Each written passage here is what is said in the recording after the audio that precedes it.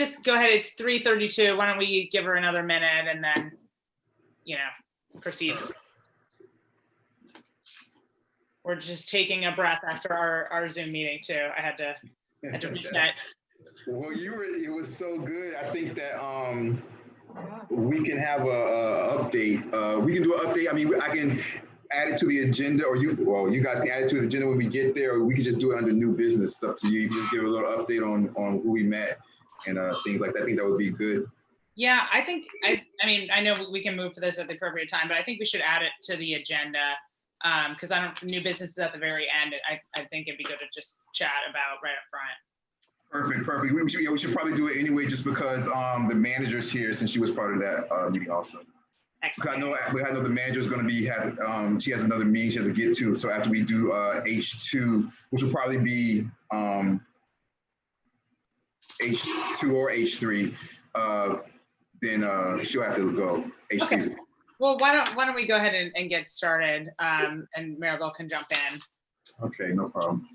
I also have something that I need to add to the agenda. So, but I think we'll definitely get there. Absolutely. You just bring up the American flag. Oh, glory. Give me 1 second. We need to call them. Are we recording? Do we need to call the meeting to order? We're good. We're recording. I'm going to bring up the flag myself. You guys give me a second.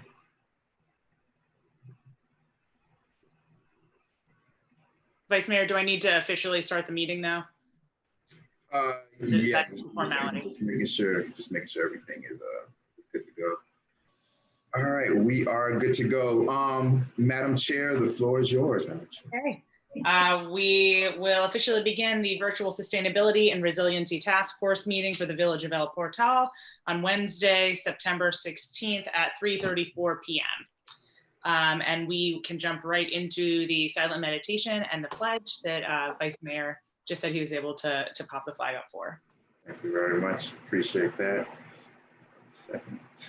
1 second. Just.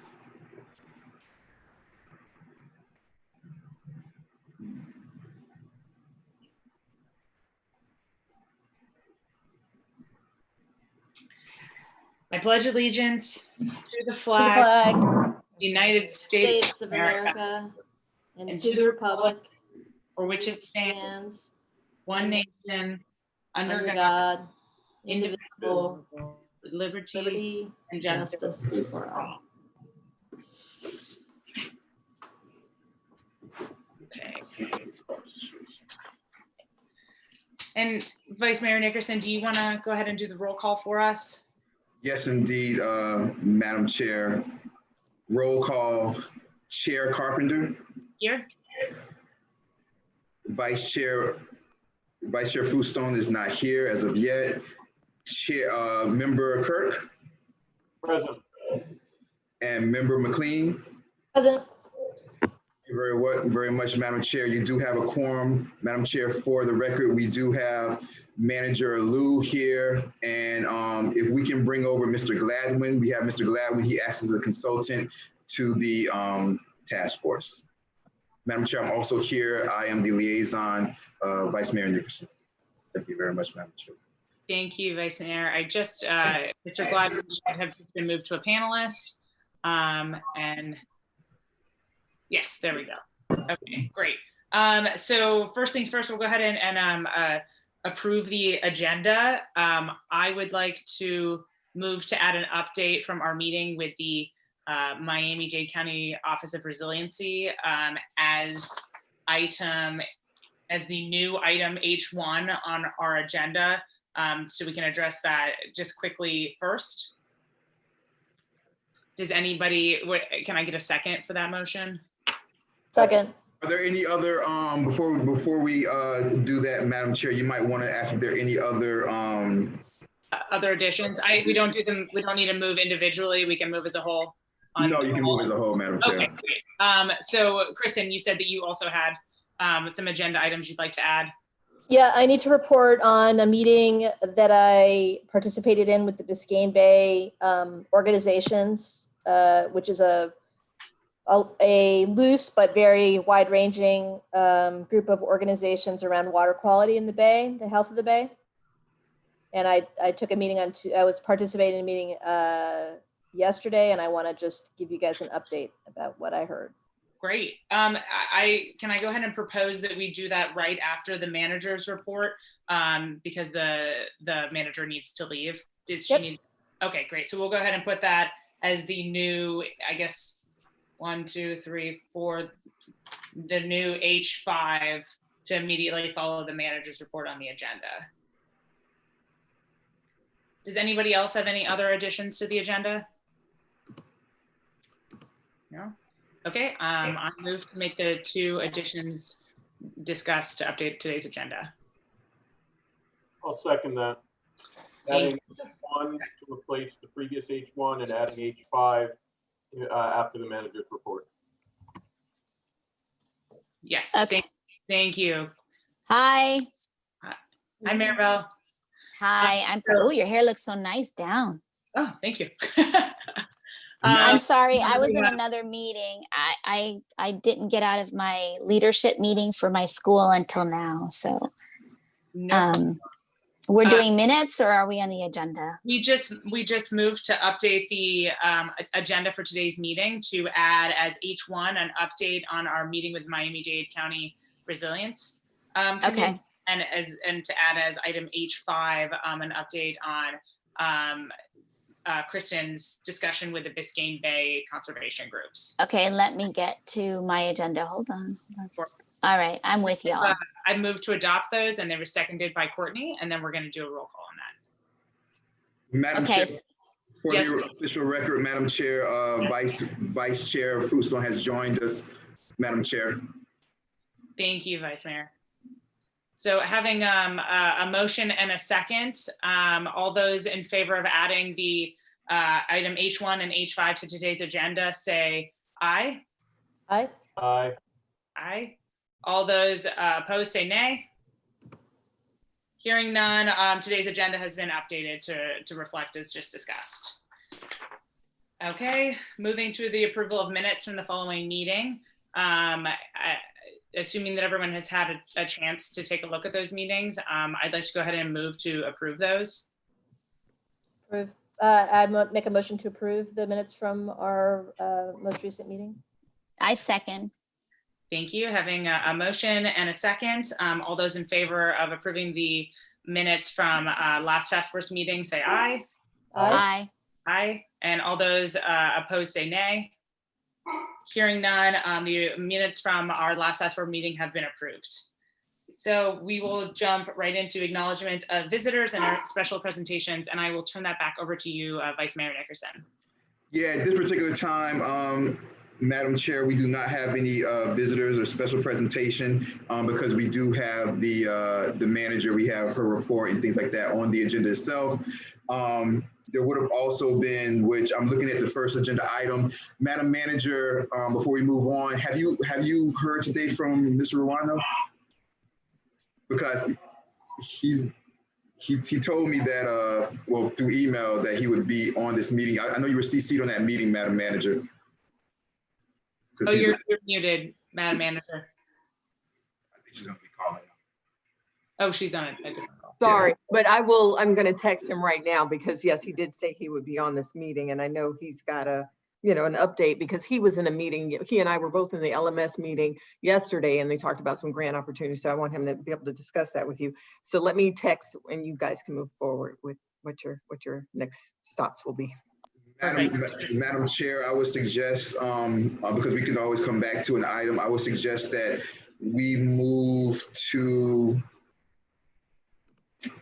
either the manager's report or the structure of the SNR task force board, only because Mr. Ruano, the grant funding opportunities also kind of like coincides with the LMS. I know that Kristen wanted to talk about things as far as that also when it comes to funding. I know the manager has stuff about the LMS also. So kind of like the grant and funding, the LMS, those two things kind of went together. Since Mr. Wando's not here, we can move to if the village manager is okay with it, we can move directly to the manager's report. And you guys that went over the manager's report, we can ask the village manager questions, and then we can come back to the other things also, unless Well, no, we changed, right? So- We should Yeah, probably so go I want to H1. quickly just open it before to Courtney's point, I think that we should go ahead and hit the H1 that we just added, which is an That's update. correct. That's correct. So, sorry about that, Madam Chair. No, that's okay. And prior to doing that, I just want to open up for good and welfare. If there's anybody, Mr. Gladwin or anybody else that we have on the line that would like to add anything at this time related to the agenda, I believe. Mr. Gladwin, I see your hand is up. Please go ahead. Yeah, can you hear me? Yeah. Yeah. I just whenever it comes in, I'm put up an informational page for the task force, and that may come in almost anywhere. So I'll wait when it's appropriate, let you know about it. Perfect. Thank you, Mr. Gladwin.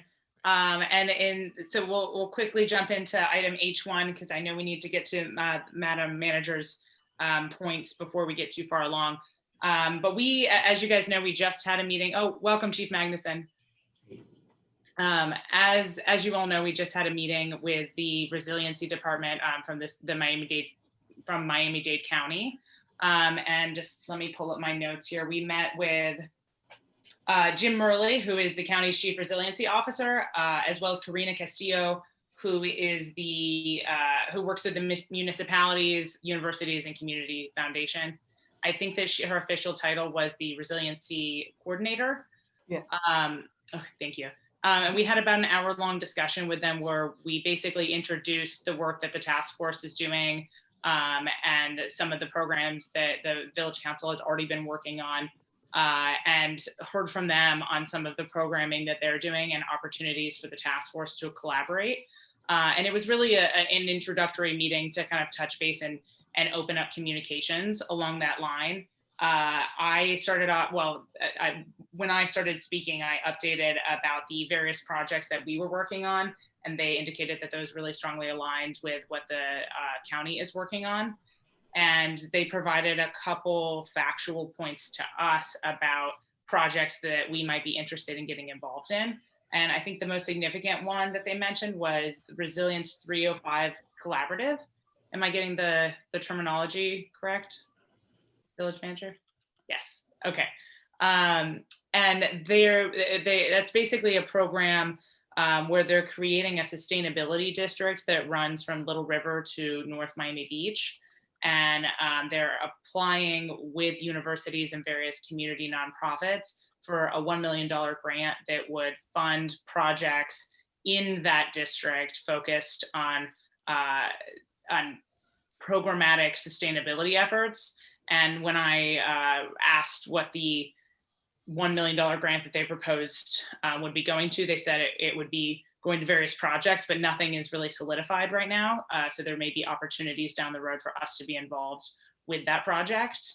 I'll throw this over to Kristen. Actually, I asked if we had already worked on anything with them, and they said that they were not sure, but believed that the Little River Conservancy was involved in that project. So is that the case? Yeah, so actually, Hugh, can you update the committee or the task force on your conversations with Katie and what we know about the plan so far that we got the early heads up on? Are you muted? I think you're muted, maybe. Muted. Okay, can you hear me? There we go, yes. Yeah, I'm sorry, before you get, Hugh, can we let Robert Ruano in? sure. And he's here. Okay, go ahead. Also, for the record, Chief Magnuson is here, Madam Chair. Thank you, Vice Mayor. Okay, this the Little River Conservancy and Little River cleanup events that we've been having have been working together with the county resiliency task force or committee or whatever, for probably 5 years now. Along with the village, we participated in this, what I think led partly to this, which is the plan for the future sort of reconstruction of the C7 canal system to meet climate change and so on. So that's been going on for a while. More recently, I think they got a small grant for working with the Conservancy, and we've been talking on and off. At the last Little River cleanup this spring, March, whatever, I forget the day, March 17th. It was the last day of the former era of the world. But, so we had 2 people there from at that. So I don't want to say anything more about it because I could talk and talk forever because it's a lot of collaboration has been going on. But that's going to be the purpose of the reference site I'm going to tell you about, where all that will be documented, so you don't have to use up time in these meetings. You have any other questions, Kristen, that I should say? Or The one thing I want to just add to that for the record, Courtney, is that my understanding is that that the Resilience Office is working on a plan for the Little River that has not been made public yet. And I had a hard time in conversations. I'll bring this up again when I talk about my attendance at this meeting yesterday, but there's something cooking. And if you didn't hear about it specifically today, then it's still cooking. But there is a lot of momentum building around the Little River Basin. And I'll elaborate on that in when we get to the part where I talk about what I heard yesterday. But I'm psyched that you met with her. And Resilience 305 is something that I didn't put into our briefing document, but that I think we should probably add, because I saw it in Christy. I saw Christy, you referenced Resilience 305 in your report. Yes. And my understanding is that some of the elements of Resilience 305 have been suspended or not really, like, it's sort of in a holding pattern because of COVID. But I think that it is something that we want to look at. So I'm glad that they brought it up today. let me just quickly add, there's $1 million they've allocated for some purposes, but the total price tag I think they're looking at is probably going to be at least 10 to 15 million, because that's what's going to take. And actually, part of that is the $4 million we have in our 2 LMS projects. I don't know if anybody else is having difficulty hearing. It might just be me. So, I'll take care of it. Anybody else having difficulty hearing? I'm hearing okay. Yeah, I'm hearing fine. Me too. And anyway, so I'm just saying that because we're intensely involved in in this process, and the fact that we have these 2 huge pump proposals in there, which are really part of the overall plan, is very important in considering future grant and funding possibilities. What I'm sure Robert Rano could inform us. But again, those are all complex things that we want to be able to have full accessible documentation and update notes for the task force, but it can't all be explained here. Thank you. Understood. Thank you both for that update.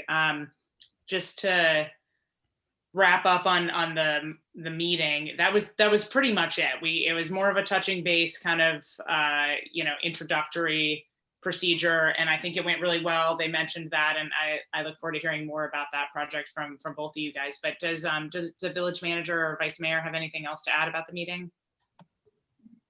I just think that we discussed this before. We should really, which I can start it if you guys want to. We should really start to reach out to other municipalities to kind of coordinate with their resilience task forces, just because I think that together we can all there might be things that we're working on together, and together, as the village manager can tell you, because whenever we try as the village of El Portal to go to Tallahassee to get money, they look at us as like a little village of El Portal, but if we can go with like other municipalities, our chance of getting money and getting things done is much higher. I remember I noticed Chair Carpenter that you said you have somebody a friend, Rachel, who's the vice chair of North Bay Village, of their task force. I don't know, maybe you might want to think about reaching out to her. I can reach out to Miami Shores, or, Chair Carpenter, you're the chair. So, it's up to you. You can reach out to whomever. I just think that, we don't, it's nothing that, we have to do immediately, but just something that we should start to kind of think about moving on to. So that's all. So Thank you. I reached out, I've spoken with Rachel from the North Bay Village, and she gave me some good guidance when we initially started. And that's a longer term relationship I have. So that's somebody that we can always reach out to continue to collaborate. And I also just reached out to my one of my former colleagues lives right next door, I guess, in the village of Miami Shores, to the individual who runs their task force. I'm not sure how it's structured, if it's structured the same, whether it's the chair or another person, but he's going to set up a meeting for me to chat with them as well. So I'm happy to kind of begin that collaboration and then report back. And it's, I guess, in the sunshine, I was going to say, if anybody else would like to join me, but it seems like we're going to have. Yes. Oh. If if I have enough time, then I would gladly want to join you on those. If it's Wednesdays, just because I'm on the principal's leadership team, Wednesdays is like a horrible day for me. But isn't there a sunshine issue that we can't take, two people can't do Yeah. it? Right. One person Yeah, or everybody. no, That's but my concern. in the event that it's not on one of those days, I can attend for you. Oh, okay. Well, so my thought was I can go ahead and have an initial meeting and then set it up so that if any of the other members of the task force want to individually meet with them as well, we can kind of tag team and pass things off. So that, okay, thanks. I see you agreeing. Thanks, Maribel. So I'll have that initial meeting and then report back, and we can see what the next steps would be. And I can go ahead and reach back out to Rachel at the now the name is escaping me. North Bay Village. Thank you, North Bay Village. Thank you, at North Bay Village, to establish kind of more of a formal collaboration effort, and that's basically what the county was encouraging us to do. They didn't really bring any fundraising options to the table, but they did encourage collaboration and that they would support us in that collaboration to the extent that they could. Also, Madam Chair, we do, he did mention, I don't know if you guys mentioned this already, but Ms. Moran, Carolina Moran, seems like she would be also a good person, individual to contact. I don't know if you guys remember, he said that, who was it, Jim that said that? Jim said she was she was governor appointed. Was that the governor appointed resilience? CRO, isn't she the CRO Yeah. of the South Florida Water Management District? So Yes. Okay, so she might be also a good contact to reach out. Yeah, and unless anybody has any objection, I work with the South Florida Water Management District a lot, so I'm happy to be the liaison for that individual as well, at least initially, and kind of have the door opened. I know that Karina did say she would connect us, so I can follow up on that if she doesn't. Okay, good. Okay, so any other information to add, Village Manager or Vice Mayor? Well, I know they taught, and I believe you did touch on this, Chair, about they're attempting a sea level rise strategy right now, working on that, and an adaptation action area for the Little River Basin. So those are some things they're working on. I'm looking forward to seeing what comes of those. So I'm sure that will be coming down the pike. And also they asked to get your contact information, the task force contact information, to put on their mailing list so that you get their newsletters and stay informed about what's happening with them. So yeah, that's a great point. Thank you, Village Manager. I think I already get those emails, but if does anyone have any objection to us signing everybody up to get the monthly newsletter from Miami-Dade County? So I got a question on the village technology point. Can we just have a mailing address, a distribution list that is something, appropriate here? That way, as we add members and remove members, we don't have to coordinate with each and every one of our, mailing lists to say, okay, remove this person, add this person. You mean like a sustainability and resiliency task force? Or what are you talking about overall village? Something at villagebellportal.org or that distributes to the 5 of us, 7 of us, 12 of us, whatever. It's a common technology thing. What platform are we using for our email? Are we using Office 365 or something else? for village email. Yeah, it's Office 365 that we use for the village of Upper. Whoever's our admin, it's about a 30-second setup. I could do it if I had permissions. It really is just not a big deal. It creates a single mailing list that if we respond to that mailing list, it distributes to everybody, right? Right. Exactly. It's a 2-second thing. I'll ask about that. And I'm sure, I'm not a tech person, you are, so I'm sure they probably agree that it can be set up easily. So let me inquire into that for you. That would give to everybody once it goes to that email. Okay. We just have to be careful about replying all on that address. So Well, that's great for distribution, but we can't I mean, reply. if you guys want to, since I'm the liaison, you guys, in the meantime, if you guys want, you guys know I distribute everything to you guys, like right away. So if you guys want to give my email, you get everything can come to my email and I can distribute it to all of you all. And I'll always be updated as far as. I just think it makes it more formal so that if people change over, you just have to change an email. No, instead of it going to you. Absolutely. You guys just have to definitely remember not to reply all, as Kristen said. See, when I send things out, I think you guys are already used to not replying all when I send things out. Guys just have to be used to that. That's all. That's all from me, Madam Chair. Thank you, Vice Mayor. All right, so we'll go ahead and move on to original H1, which is now H2, grant and funding opportunities. And I see that Mr. Ruano is here. So welcome, Mr. Ruano. Thank you so much for joining us. Hi, how are you? Good. Happy to be here. Thank you, Mr. Ruano. Madam Chair, if I may. Yes, please. Thank you, Mr. Ruano. It's good to see you here. I know we've been going back and forth, so I appreciate it. You did say you were like, man, you're like, can I be in? You're like, can I be in and out by like 4 o'clock? We're gonna try to get you out as soon as possible. Mr. Ruano, so those documents that I sent to you, a while ago, I'm sure you've had time to probably look at them by now. There are actually two different grants in there. The one that we wanted to ask about first was the CPI. I'm going to turn it over to Chair Carpenter. I know this was something that she first introduced to the task force. There were a couple of questions. I mean, I gave you a list of questions, I think, in the email that the task force was asking.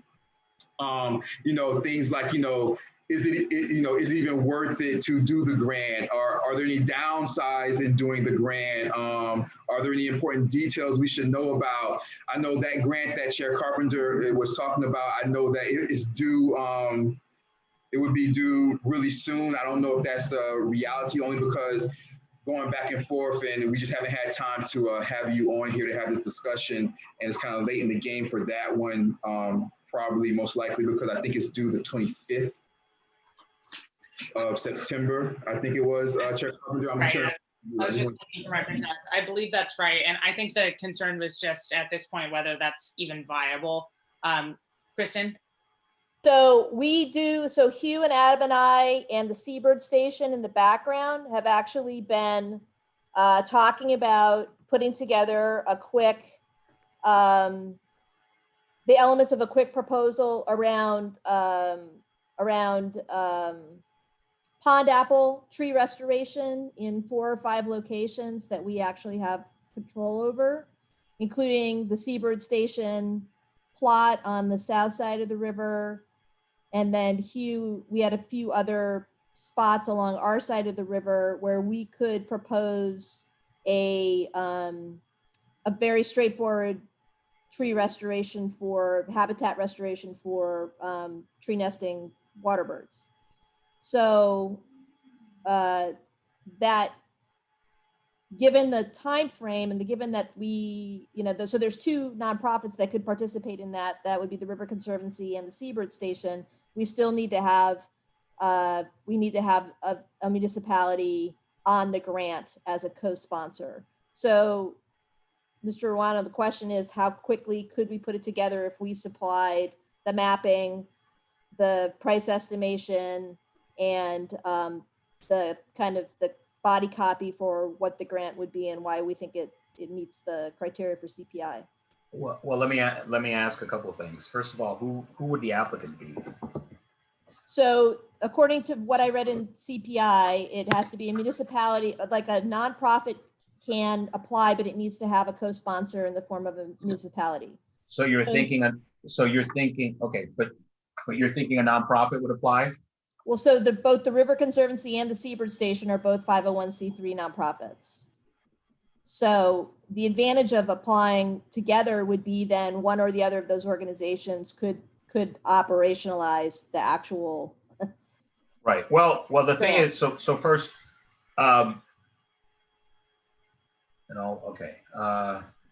okay. So no, we're actually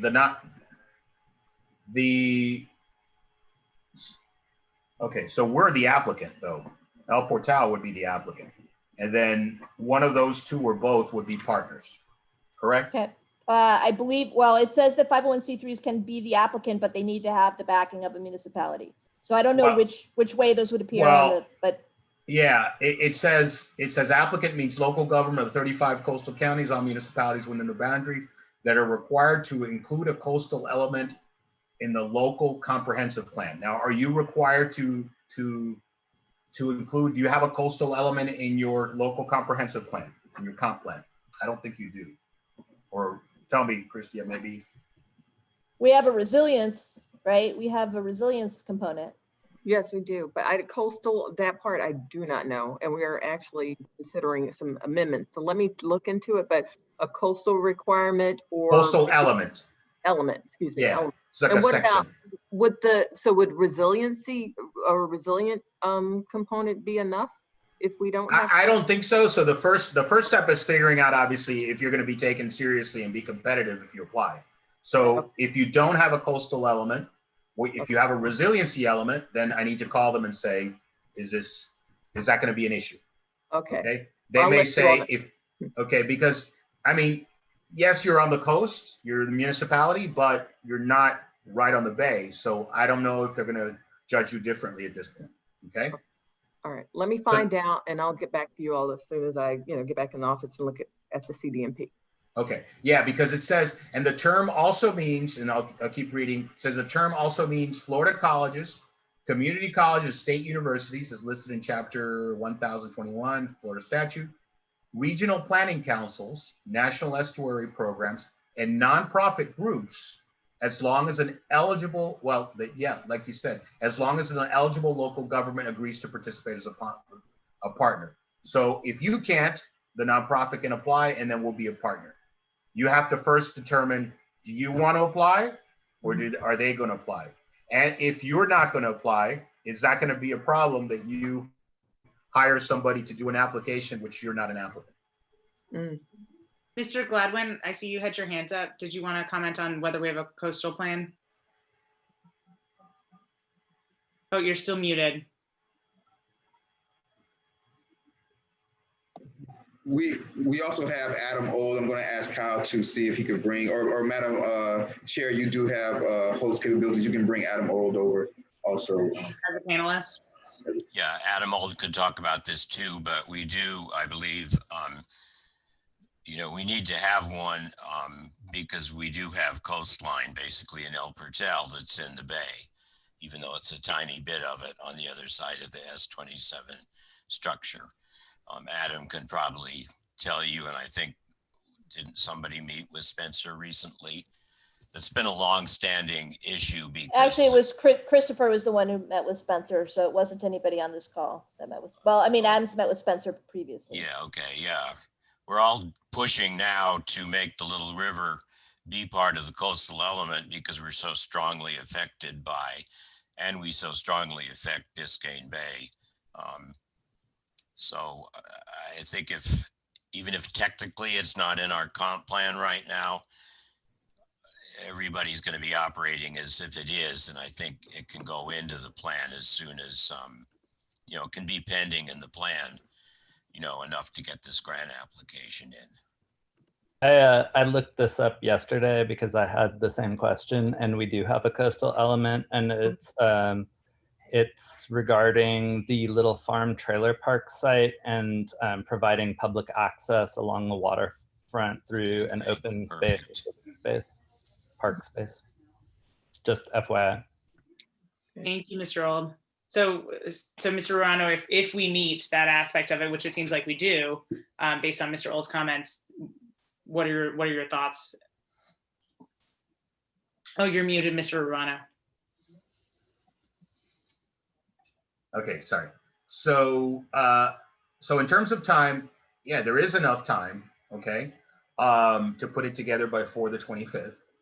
Granted, obviously, if everything comes together pretty quickly, like if we can start working Monday, which is what is today? Next week is, no, what day is Monday? The 21st. And so it has to be done by Friday of next week. So Friday of if- next week.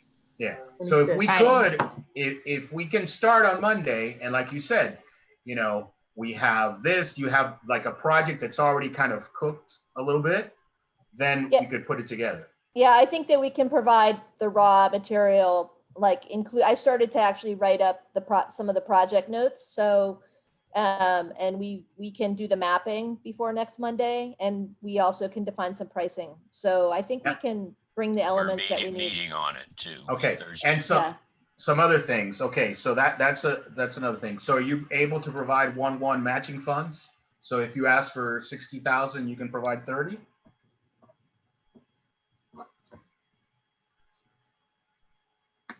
So yeah, Some of it can be in kind, matching funds can be cash or in kind, okay? And no more than 1/2 of the match can be provided by a third party. So I think we should, Profits be part of that. Yeah. So I'm not sure have you costed out the project at all? so I haven't yet. So I'll do that for Monday, and I think we can do a go or no go on Monday on the Well- question of the matching grants. Well, Because no, that's not, I'm sorry, that's not exactly what I said. okay. I think on Monday, we have to either be go or that's it. Like Right. there is paperwork to do, there's stuff to get together. No, I Like- understand. I'm saying that we can make the call. We're having a meeting tomorrow and with among the River Conservancy and with the Seabird Station. And so if it can be in kind or cash, we can have that conversation and we can figure it out. And then I also don't know whether or not the village has any funds to throw in with that or not.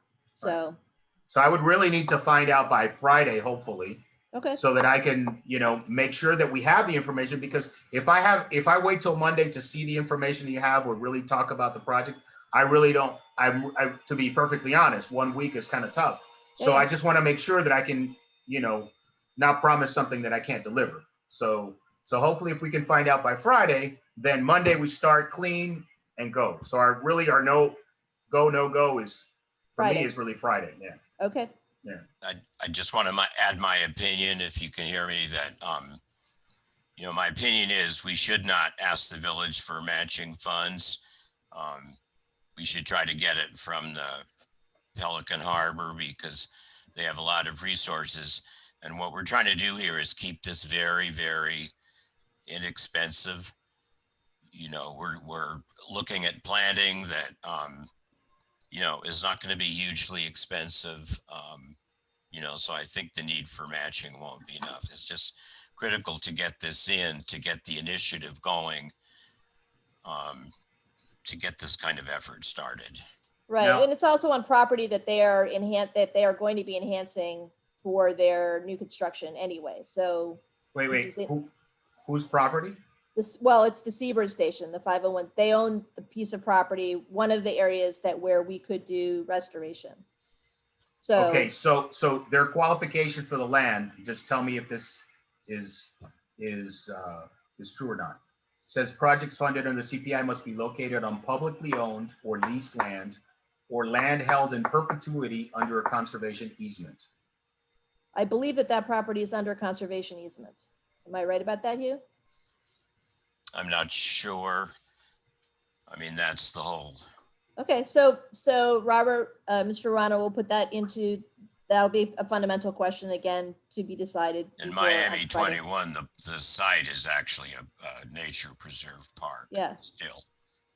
So Kristen, can you elaborate a little bit on exactly what the project would entail? I know it's putting the pond apple trees, but is it all throughout the river or just on this property? Well, so we have to pick properties that we have that it sounds to me that meet the criteria that Mr. Ruano just laid out. So they have to be either land that we own, land that we have rights to. So Christy, I think the question about Soares Park and the property on the west side is a question. And then whether or not we have the ability to do any planting along any of the, bank. yeah. And we have to be also careful about South Florida Water Management's not going to want us to be planting right on the bank too. So when we work out a map, it has to be, step back enough that they're not going to take issue with it Right. also. Okay. But it's a pretty straightforward project. X number of pond apples, X cost for planting them in these 5 spots or whatever. We'll have to do a little bit. I mean, if we do go forward with this, we'll have to tweak it a little bit to make it kind of sexy for them. But yeah, I mean, it fits from the category. They like to see access to the water and improve the park. So we got to look at how people can get close to the water and, Yeah. And also there's an argument for, it's basically to replace habitat that's been destroyed over the last X number of years. Hugh and I will be able to write a statement about it, that we've seen a certain amount of habitat disappear along the Little River that is, critical for the bird life around the bay for them to find nesting. So can anybody show me where that property is? Can share it for a second? Do we all know does everybody here except me know what we're talking about? Which land? I can share it. Just give me a minute, okay? Where is it? I should also mention that the Seabird Station now, is in heavy negotiation over their site plan about public access. Their, a big part of their site is a public access nature preserve type of thing. So Adam has his screen up. If you can look onto his screen, he might be already sharing what you're going to say, what you're going to share. Okay. That's the Pelican Harbor site there. In green, Adam? The outlined one here. that's Little Farm, isn't it? This is Pelican Harbor. Oh, sorry. We're looking at it the other way around. Got it. No, Little Farm is over here. Yeah, I can't see it, but I'll try to pull up mine. So does Seabird, because I know this property well, back in 2005, the city of Miami was looking to buy it, and I visited the site. We wanted to make it into a park. But we did that. Okay, so does Seabird now own it? Yes. Yes. It's going to be their new big place. Nice. That's a beautiful. I mean, yeah, I've wanted to do something on that site for a long time. I think that's great. Because there's the saltwater intrusion dam. We gotta make sure that it qualifies though, because you're not, because it's there's no access to it to the bay. So that's another thing that I would need to check. I think the point and it flows into the bay, and by having cleaner water, et cetera, it significantly impacts. And also it's historic habitat, that feeds the bay. And in fact, there's quite a lot of intense scrutiny that's about to come down on the Little River because of pollution. So I think we should try it if we can. No, and I'm not saying not to, but I'm just saying that's a question too. Yeah. That I would need to ask them, and I can call them today or tomorrow and just ask that question, because and this is a routine when you're going through grants. There's a lot of things you got to make sure that you qualify with every little thing, so you don't waste your time and money going after something that they're not going to look at you positively. That's the only reason I'm saying. Okay, so Kristen, I do screen sharing now? Kristen, I put down as a action item that you're going to work with the LRC and Seabird to determine if the matching funding is available and the conservation easement is correct. If yes, then Monday you'll begin writing the grant with Robert. Well, I would add that we're going to get back to Mr. Ruano by Friday on whether or not we can check those boxes. Okay, thank you. The other thing to consider about match is that the village can provide their match in kind. That's another thing. Meaning planting help and things like that. Yeah, if the village, labor costs. Yeah, but you guys, okay, can I say something? I mean, I don't know if this is a problem for you too, but you know, it's not in the village. What, that plot? You would apply, if the village were an applicant, you'd be applying for Can a you look project at- that's can I outside of show- the village. Take a look at the map, okay? There are a Can I- couple if I other could- locations though, that I think we would try Can I to bundle screen in. share the map right now? Yes. Mr. Gladman, you can. I think we just saw the map of Pelican Harbor. Is that what you're pulling back up again? He's gonna show No. other spots farther Okay. upriver. Great. Yes, please do. If I can find it here. I believe Adam had said something about the trailer park that has access that we had annexed. Or the little But farm. that's not municipal land, right? That's owned. Oh, that belongs to private owner. Right, but the question is whether or not we could plant in Soares River Estates Park, whether or not we could plant in the open west lot. Okay, There's, if you can see, I've put up a map of the sites. So there's number 6, if you can see it, is the Seabird site. Possibly we'll do some planning in Oakland Grove here, but we haven't heard back from them yet if they want to join. And then there are 3 sites in El Portal. And so they're all property in El Portal, and this is the site over here. I actually know the person that owns the one on Northeast 2nd Avenue across from where football used to be. Right. Darren. Darren. Yeah, we know, Kristen and I know Darren. I don't think Yeah, he'd mind. Yeah, I no. don't know.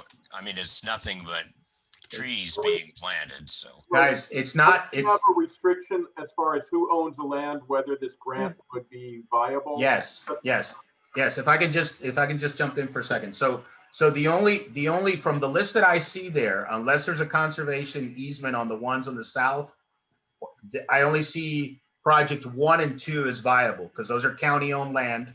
The county would have to approve, okay, before we apply, because we'd be applying to better their land. The other property that's on Northeast 2nd Avenue, privately owned, that's not going to qualify. And then numbers, the ones 4 and 5 or 4 and 5 or 4 and 6. Okay, 4 and well, 6. we missed 5 somewhere. But 4 and 6, that's up to you. And I don't know the situation underneath the land, but those are outside of the village of El Portal. Yeah, the number 4 is the City of Miami Park, and 6 is the Seabird Station land. Madam Chair, if I may. Go ahead. Thank you. Anything, task force, anything that is outside the village of El Portal is not going to be approved by the council.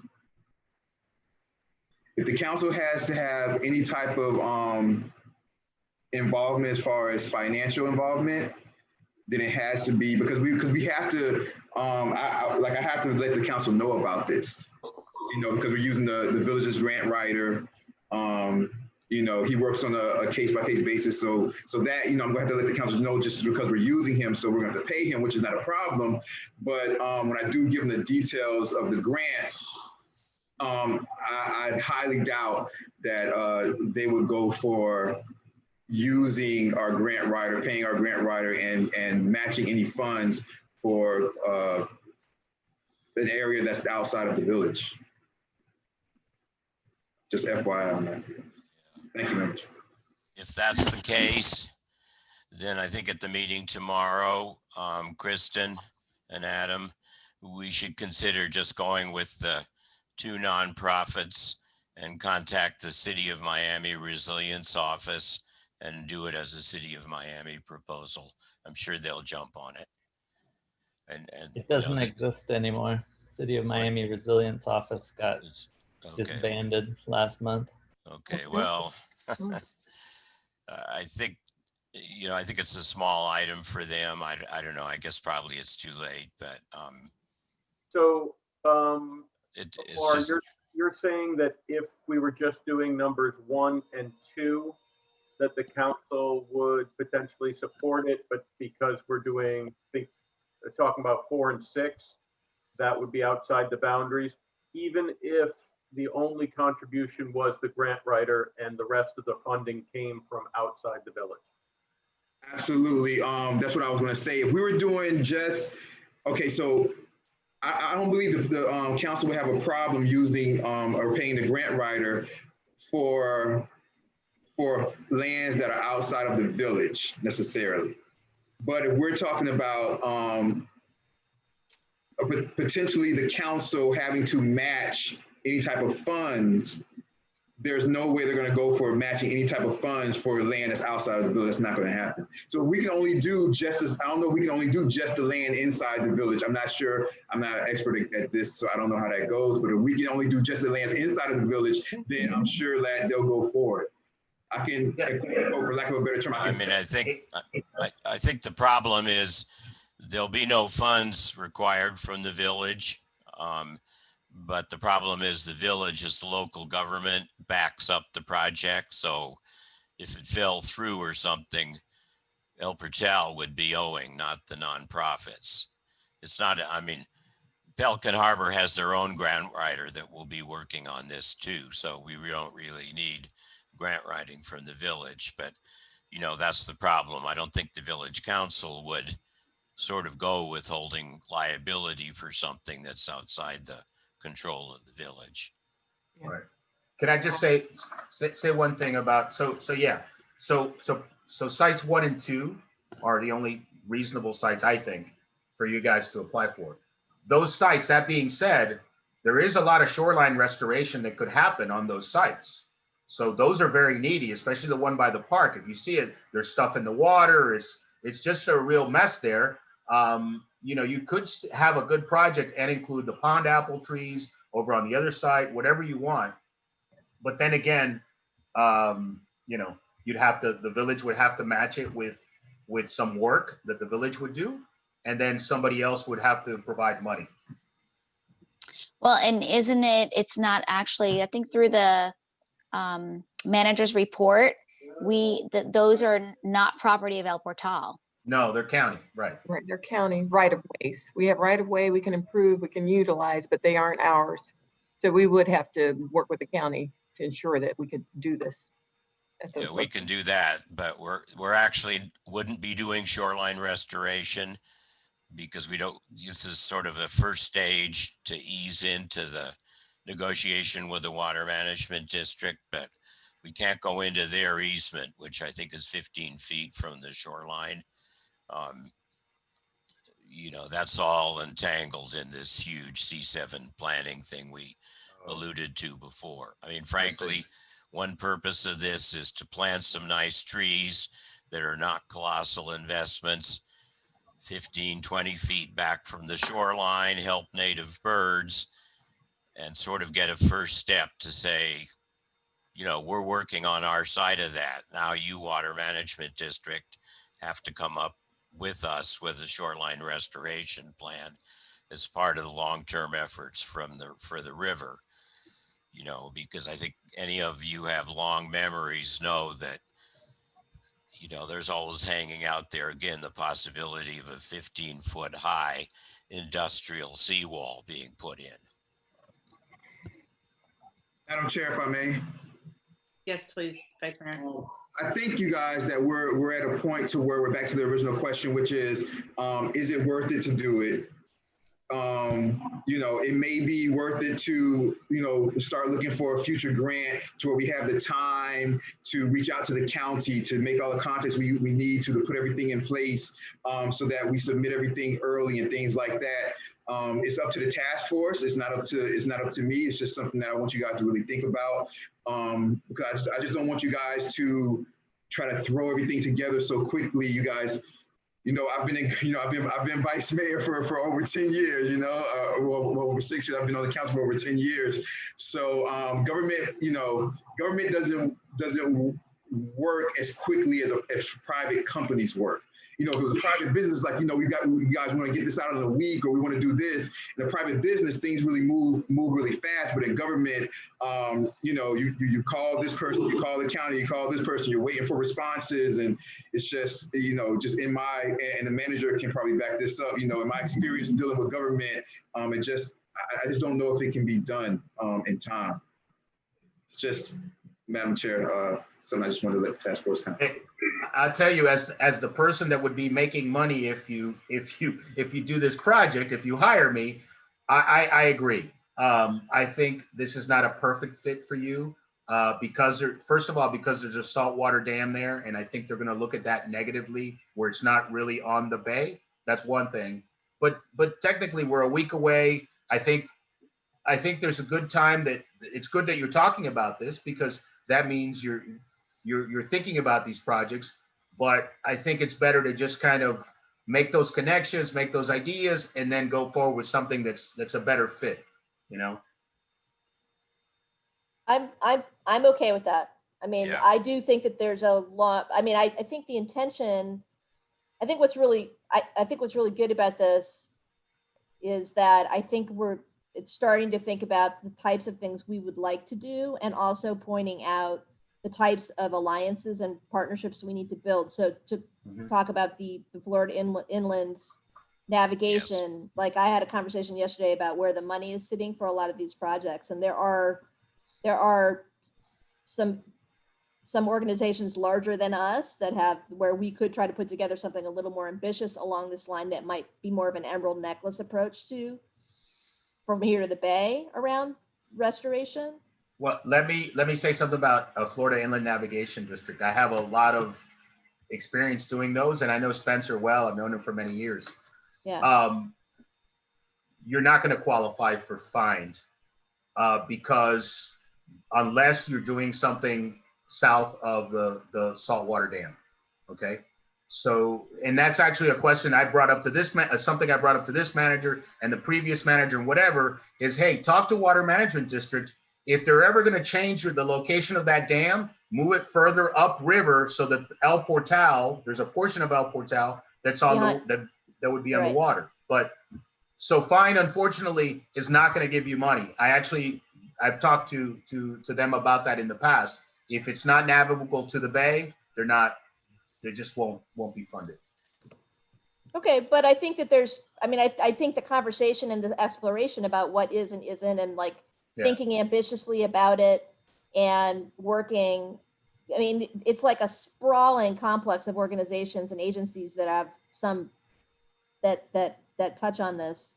Yeah. So I think we should, consider it part of our mandate to really continue to think this way and to try to explore something that will really get us where we want to go.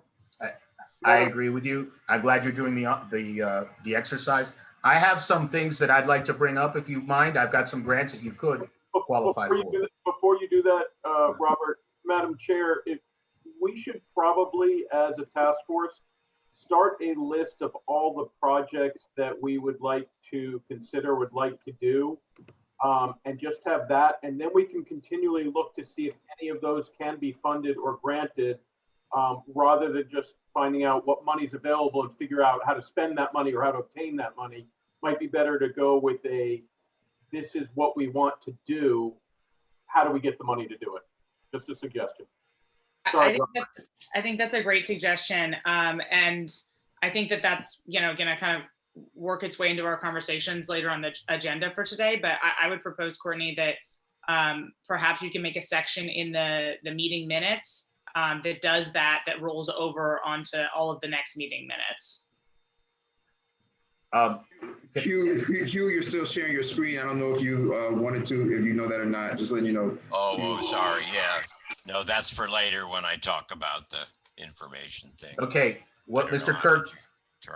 Kirk said, this is a good segue for it, because the county, I don't know how many people know, the county has something called a local mitigation strategy, which is, it's basically every city and municipality puts lists and they put it together for the county and it goes to the state. You're laughing because you must have been talking about it earlier. That's next on our agenda. We've been reading up on LMS all week. Okay. So when I put the agenda together, I knew, Robert, I put Grant, I put that next on purpose because I knew you would be here. So that's the place right now on the LMS, and you need to update it in October. I think October 4th, I believe, Christia. I'm not sure if Craig Robbins, who are they? Whatever, Craig Mr. Romano, if you want to, Madam Chair, I don't know if you want to go around, if anybody else has anything they want to say about grants and funding, because if he's starting to talk about LMS, Madam Chair, we can go right into item 2. I don't know what else you guys want to do. Up to you, Madam Chair. Yeah, it seems like we've decided to pass on this particular funding that is due next Friday, given the timeline. But does anyone else have anything else to add on that before we move to H3?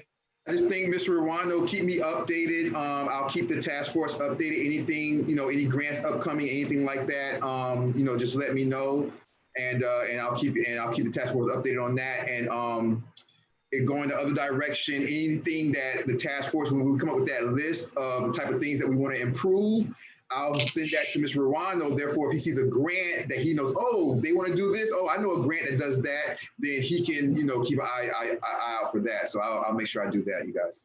Yeah. Thank you. And let me just say, because you won't, and I don't think this is going to be a long conversation, because the LMS list, you need to have the projects on there. They're to mitigate wind or water, essentially. They're for storm, mostly building hardening structures, that kind of thing, or stormwater management. So you put that on the list. It's very simple. You have a title, you have a cost, and a little description of what you want to do. And then when these grants come out, and there's one that's due now in November 12th, which is called the BRIC. I forget the acronym, what it stands for. It's a new acronym. But you can apply up to $600,000 for a mitigation project. That being said, I think this is why it's going to be a quick conversation. It's 25% match. Okay. So whatever you go after, you're going to have to match. And that's where the same thing comes out of, you have to have a match. Christia, the only match that I can think of, regardless, if we get that contract done with CDBG, Yes. we could potentially match that money, that grant money, to a project. But then again, it would restrict you to a Right. PDM project that is strictly for water in the western part of El Portal. Right. And then we have to revisit if that's going to be allowed, since we applied it in a different way. Okay, Yeah. but we can look at it. Yeah. I think the best, like you said, is you guys talk, come up with the projects that you feel are most important. They shoot them to me, and I'll tell you, okay, look, this is good, this is not, this is, because I'll tell you, I deal with all those grant programs. I mostly do infrastructure. So I'll say something about this, but after Christia gives her report. I appreciate that. Right. So I'm sorry, Village Manager, just to interject. So does anyone else have anything to add on the FDEP one before we move on to the LMS and the Village Manager's report? Okay, great. Thank you, Village Manager. Go ahead. Okay, and I apologize. I'm going to go really fast because I have a 4:30. Thank you, Robert. Thank you. Thank Bye, you, guys. Robert. Thank you, Mr. Romano. It's good to see you all. You can call me Robert, by the way. Thank you. Thank you, Robert. Good to see you too. If we have any questions, Madam Chair, if we have any questions with the LMS that, we would have needed Robert for, I'll make sure, from the notes and stuff like that, I'll get back to him with those questions. I know that he had to go. It seems like he had to go. Yeah, thank you. Thank you, Madam Chair. Go ahead. Okay, and I'm sorry, I have to go too, so I'm going to be fast and I'll take your questions as quickly as I can. But I did provide you all with an in-depth, just look at some of the things that we're doing in the village. I'm sure I've left one or two things off, but I just couldn't remember anything more at that time. I'd seen it so many times, my eyes were going crisscross. But we are doing some things, and obviously this task force is going to bring a lot more, enrichment to the things that we're doing, and probably even more activity to it. So I wanted you all to just be aware how we're addressing, resiliency through the parks. And I described those for you here. Our Tree City USA and the Tree Board planning. I know that we're talking about finding grants and finding funds. Perhaps there's an opportunity to work with the Tree Board to see what the need is, because we are interested in doing a tree inventory, or and even some plantings that we're required to do annually through our Tree City USA status. So there are some things that are happening there. We have a matching grant, a 50-50 for Tree City USA. So we're doing that presently, but there's always room to jump in and see, how we can enhance things through this task force too. We do have some interlocal agreements with the county. for trees. We have it with the LMS. We just adopted the county's LMS on, I think it was last Thursday or Tuesday. I can't, my days are all jumbled up, but we just did it last week. And we will advance our projects, but clearly revise in the submission in October. So I would like for you all to look at what we are, what we have on our, it's been, we haven't really done much. I mean, it's stormwater, you know, you've seen it. And I know Hugh's been involved in our LMS for years and been really helpful ensuring the village has representation in that. But since I've become manager, I've been going to the quarterly meetings and participating and ensuring we're doing our bit as much as we can. So I outline all of those things here with the section on stormwater drainage and flooding. I kind of talked about just what we have done. Obviously, you're proposing an enhancement to the flooding matter, and we, you know, really interested in ways to make that a part of our, you know, protocol. And then we'll go on to floodplain management. We adopted that in our building code, in our inspections. Our CAP government does inspections, and it's our building official, you know, is implementing all of that as is required by the state anyway. So we are doing those things.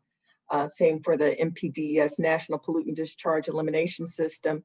We have a consultant named Mike Gambino who ensures that we are staying current, reporting properly, and doing the outreach for that. And he trains our staff quarterly on that. Actually, we're up for a new training since coronavirus. We haven't been able to stay on top of that, but we do follow an annual report and show that we are, you know, that we are up to date on that and doing what we're supposed to do. Landscaping, water conservation, we adopted an ordinance that modeled the South Florida Water Management District's ordinance and requirements. And so we're moving forward in that way.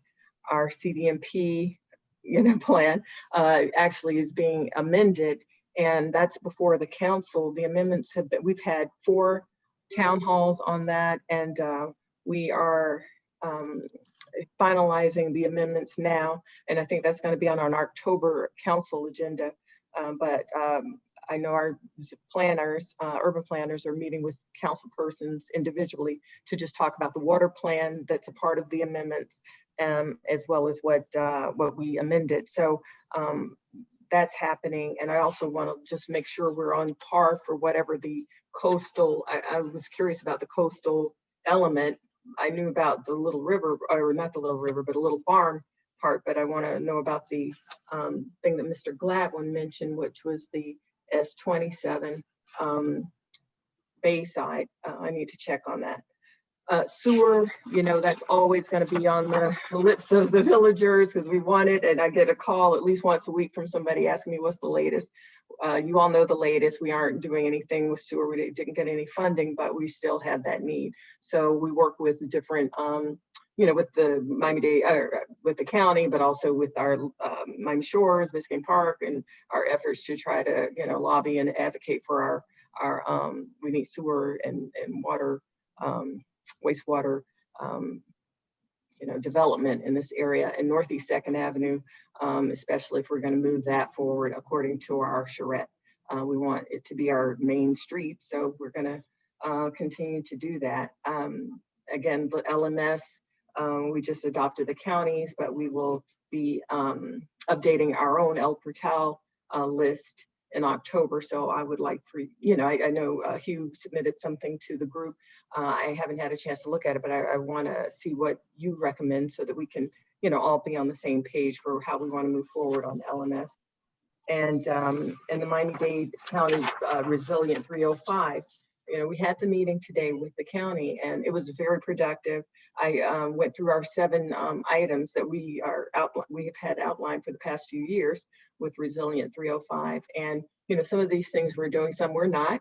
But I know that this task force is really helpful in, you know, the number 2, coordinating and training community emergency volunteers through that flooding plan that we've discussed, and some of the initiatives you want to move forward. So there are some things that we are charged with doing, and I see that the task force is going to get us there. So I'm happy for that. roadway, sidewalk improvements. I mean, we're doing it a little bit at a time, but things are coming along. So I know it's a lot to look at, and maybe it's heavy on the narrative, but I hope that I was able to just section it out and make it a little easy to read, to get through. And then if there are any questions on any particular item, I really value your opinion. I love working with a lot of you and well, all of you so far. And I think we're going to be able to really bring our resiliency, far ahead of other municipalities. I'm excited because we're small, we were able to do that, but also we're really, strong because of that size. So if you have any questions for me about any of these things, or if you have some suggestions, please let me know. Madam Manager, just a really quick question. On the memo that you sent that had numbers 9 and 10, the traffic circulator and the parking plan. Yes. I struggle to find out how they tie to resiliency, et cetera. I understand the one fixing the roads because of the stuff. How did the others tie in? Is there some funding that we do? Like, those seem to me not to fit in with everything else. Okay. Well, maybe it's also because I'm trying to just make sure that, I think in our Resilient 305 part, it said that there would be some like road or something that would eliminate our, Doesn't it have to do with riding, flooding maybe? Right, maybe the flooding aspect too, because it does affect the road and the potholes, but also that we want to improve our roads and also be not so dependent on driving in the bus services, alternate travel. So that's why I kind of put that in there as it's not. Yeah, let me, Madam Chair, if I may. Please. Let me chime in. That may be my fault because when she was putting this together for the task force, I told her, I said, village manager, they're trying to find out about everything that we're doing that they could possibly be related. So just even if you're not sure, just put it in there. If it doesn't relate, they can ignore it. They can exit out. You know what I mean? But just put it in there just in case. I was just trying to figure out if it was a funding thing, that we were trying to get funding from certain organizations and that kind of stuff, and that's how it tied in. I saw how the roadway did because it cleared, hey, these have been flooded, there's potholes, blah, blah, blah. That all made perfect sense. It was those two that to me were the yeah. I understand, Member Kirk. I know you, my brother. My mind works like yours, but I was just under the thing where you guys know what? I was like, village manager, give them everything you can, because I would rather them say, you know what, like, we don't need to know about this, instead of saying, you know what, why didn't she put this in there? Right. I would just add, I think that the public transportation fits right into our, initiative on reducing carbon emissions. So I appreciate that. Yeah, and I appreciate you taking the time to make this. I mean, it was an extensive and detailed report. I was like, wow. So, if I know it's probably not so detailed for you or how concise how you'd want to be, but some of these things could really be shared to the public to bring, a positive light to our government and El Portal and what's happening. And I think, like, if I didn't belong to this and read your report, I would have always thought that the River Estates Park was El Portal, and it's not. So, it's I was excited. I was like, oh my God, what about the library, the little library, but so then now there's an actual plan, so I think that communication, I want to change that. We assume that people can just go to the meetings. They can't. We may have to go small town and like flyer, like have something like, this is what's happening that's great in El Portal. So that, because we have a ton of new residents. I'm seeing people all over right now walking to have babies, and they're like, oh, I've only lived here for 1 year. So they don't even know what's going on. Right. And that I think would turn around and have a whole new generation of people wanting to live here. And it would also educate the old people that are like, what's going on with this place? Nobody does anything. Your newsletter, Omar. It's your new A newsletter. newsletter. Yes, Well- ready to say, Madam Don't go Chair, there. if I may, I was just The newsletter. and say that because I had a meeting with Kristen. Yeah. And we had a long meeting, and I was telling her the changes, when I become mayor in November, that I'm going to make to the newsletter and things like that, where it's going to be a lot more. This just is like, it. so I was going to do things like Yeah. feature the women's club. I was going to feature it's just going to be a little bit. It's going to be a lot different. And that's another one. If I may, Madam Manager, that's a not-for-profit also residing in El Portal, so that if you need like a not-for-profit to join with the village in writing for a grant, then that would be something that might be viable, along with the Little River Conservancy, Right. for some of these actual things, Courtney, I just could comment on your question, which is that the village receives a certain amount of money each year from the halfpenny surtax. It's a CITT fund that can only be spent on like Roads and road improvement. well, there's two Transit. different buckets, and so one is road improvements, but then there's another bucket that's only pedestrian, bicycle, public transportation.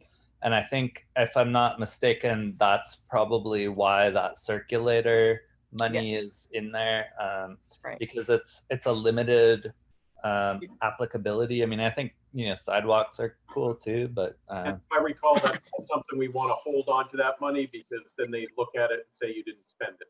yeah, and they claw it back, and this is Well- the year when that starts happening, probably. Right, and I think I reported that, I've been in meetings with CITT for the past 2 years about we have to use it or lose it. Yeah, Or use it or sign up. lose it. I hate that. I know, That but happens we're all gonna the time. use it. We just have to get there. So FDOT Yeah. is giving us a grant of 60,000. We're putting in the 20 from these CITT funds to do the circulator. But that was also something that was on our Resilient 305 plan, was to do some kind of transit program that would, lend to the, green opportunity, staying away from, carbon emissions and use of vehicles and eliminating traffic. So that is a contribution to that. And I think that does fall under resiliency. So, these are some of the things. I'm glad and grateful that you all took the time to read it. And I agree, I would love to share this with the community. I just think it's so text thick. I would love it to be something shorter that people can do at a glance, but I will have to think about Well, that. put it in the newsletter. Well, the news 8 pages, a newsletter like 6, but I'll we'll just do little find a bullets. way. Yeah. Maybe I could do each project, just do that once. Or let's not let the great be the enemy of the good. Getting this information out in any form, even if it's imperfect, but it's public, is awesome. Yeah. So Yeah. Well, that might I just be I had the how we same do it. reaction. I loved seeing this, and thank you so much for all the work that you put into it. It was a loved seeing lot it. of work. 8 pages. I was like, wow. Right. And I loved But- the work you did was great, and then I love seeing all Yeah. the projects that I also didn't know about and had the same thought that Exactly. I was like, whoa. I wrote I wrote education down, I would love to have a vehicle, the Yeah. newsletter to share this with the community. Right. Right. Well, I appreciate that. And if anyone ever, I'm always open to chat and to respond to emails or questions and calls. I do have to run though, because I put my Yeah, we know. 1:30 off for you guys, but I support you and I'll be listening out to hear what happens next and to see what we can do. I'm gonna Yeah. follow up on some of the items we have discussed, and I'll talk to you all soon. Hugh, Thank I saw your hand you. go up. Madam Manager, I appreciate Hugh. You might have a question. If Hugh, if you can make it really fast, because she definitely does have to go. I saw her schedule, her meeting Yeah. schedule. So, No, I don't have a question for the manager. I want to jump in and say a few things. okay, well, Some before you points do here. that, Madam Chair, if we could let the manager go and say our goodbyes to the manager. Perfect. Thank you so much. Thank you. Take care all. Yeah. Thank you very much, Madam Manager. You're welcome. Bye. Thank you, Madam Chair. Mr. Gladwin? Okay. Okay, I just want to say 2 quick general things that we've been talking about. And then I want to show you this information site that I hope you'll consider using if it works out. First off, on the LMS, I was at the meeting too. I think we're doing a good job of keeping up with it. you know, I have a lot of experience because I'm on the steering committee of it, and I've been on that forever, which means I have to keep on top of everything that's happening, but I can't officially represent the village. So, you know, getting the task force more involved to help Christia is good. There was an hour-long meeting yesterday, and I'll encourage everybody to go to the next one just because it's a pretty painless way. You know, there was a lightning, thorough briefing on all the grants, the BRIC grants and new grant programs. It was very illuminating. You know, so next Hugh, time around. if I can jump in really quickly, Madam Chair, if I may, and before you continue, Sure. I don't know if you're going to touch on this, but I did your notes that came out of the meeting yesterday. I did forward it to the task force. If you guys saw that, so Okay. if you're going to go over that, they might be familiar with some of the things that you know that you're going to talk about. So just letting you know. Yeah. Thanks, Madam Chair. Well, no more about that. It just, you know, I just got screenshots of all the slides. So, okay, the second thing, and I think this is really important when we talk about the county resilience office, meeting with Jim Murley and all that stuff, and cooperating with other areas. It's really, I mean, Jim is, I'm sure he was very circumspect when he met with you. But the fact of the matter is, in this planning process for the Little River C7 Basin, you know, which sort of reached full intensity 5 years ago in a collaboration between that office and the Water Management District, El Portal has been the absolute leader of all the communities around here in participating in that effort. You know, we worked with the workshops. I think we're the only community at a critical meeting where the mayor came and talked very eloquently. You know, so we really have had our voice heard. And at one critical meeting about 2 years ago, I think it was the same meeting the mayor talked, there was a recognition by Murley and by everybody there that this cannot be just locked into the big municipalities, you know, because like Resilience 101 and all those things is just the county, Miami Beach, and the city of Miami, you know, and Miami Beach is doing stuff, but they're engrossed in their own thing. The city of Miami just abolished their resilience office. So there's just the county. So in that framework, you know, we're the main ones. I mean, not officially, of course, but there's tremendous goodwill. You know, I remember a meeting. Hugh, do you know why they canceled this canceled their internal? I don't know why. I think part of it is because they got into political heat or something. I have no idea. They took it into Department of Transportation and Public Works, I think, or Public Works, and put it under a new, you know, now it's a subgroup now. Okay. I mean, I remember a meeting 2 years ago after all this planning effort reached its first stage for the C7 Basin, and Kristen and I went to a meeting that was really about something else, you know, and half an hour after the meeting started, all the resilience, I mean, FIU was running the meeting. I think it was about King Tides or something, but I don't know if you remember, Kristen, but Murley and everybody else came over and sat down with us, and, you know, and actually at the Women's Club picnic or barbecue or whatever it is, a week before Hurricane Irma, Jim Murley came and he sat with me at the Little River Conservancy table, you know, so there's tremendous goodwill there. And that's connected to what you heard from the Resilience Office about this new initiative of $1 million. That is just, I mean, the thing is all the money comes through the LMS basically. and it comes through big when there are big hurricanes here. You know, but most of the years, not much money comes through. So after the 2005 hurricanes, the LMS got enough money to spend about $50 million fixing up the Tamiami Canal. That was politically and critically the most sensitive. So at that point, you know, a choice had to be made for what canal basin, and politics ruled. And, you know, I was still even then on the steering committee, and we voted for the Tamiami Canal. But it was made clear that the next up was the C7, because the C7 drains like 800,000 people, you know, and it channels down, and we're the drain hole of it.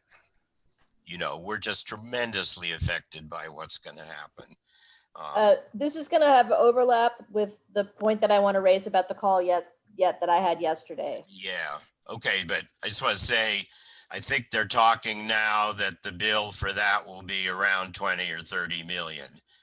Damn. You know, so that's going to be a whole different thing, and all our funding will be different because of it. We don't know how it's going to work out, but it's absolutely important for us to stay part of this planning process. And, you know, the number 2 person is Katie Hageman. I had a very informal conversation with her, and a lot of it was sort of off the record stuff because she loves El Portal and the river cleanup. But, you know, it was basically just keep part of it and think big, sort of, you know, if I can translate that. Okay, so those are important things. But, you know, when Kristen put her huge, colossal briefing book out, I sort of said, well, okay, I'm going to write kind of an explanation summary for it. And I just realized there's so much information out there that you need, and it really has to be in some form that's updatable and can be dealt with. So I've been sort of scratching my head, and I came up with this idea of a kind of information site that's sort of like, well, it's much more interactive, I hope, not in the fancy computer sense, but, sorry, got so much stuff here. So if I can share the screen. While Hugh does that, Kristen, I did appreciate the information and the organization of it. I did not read all 170 pages or whatever it was, but I did read a good portion of it and started to scan through a bunch of the stuff. So it was organized in a way that I could digest it. So I'm kind of conceptualizing it as a document that I'm just going to keep adding to and keep creating a PDF for, or embed links in, that it can basically become sort of a single repository where things that are related to all this stuff can live in a single document digitally, so that then if someone new comes onto the committee, or we need to refer to a document that we saw 5 meetings ago, or a grant, like whatever, basically it'll become a breadcrumb trail for us to archive all of the reference material. So it wasn't intended to be read. It was not intended to be read end to end, although the front part was designed to kind of give everybody an orientation to the stuff we were talking about last week. But So if you guys, that was really helpful. Thank you, Kristen. Yeah, if you guys approve of this site, one thing it'll do, I will hack that document into pieces and put it on this site so you can reference part of it. But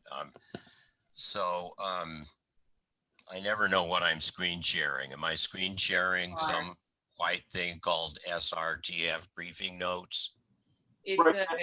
Right now we're in a Windows Explorer folder. Okay, let me just try again.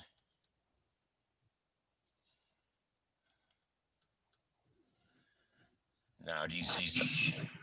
No, you have to share your screen again. We saw the briefing notes, Hugh. They were just off on the side.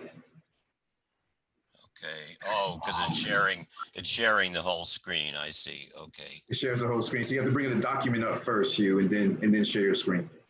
Is it any better?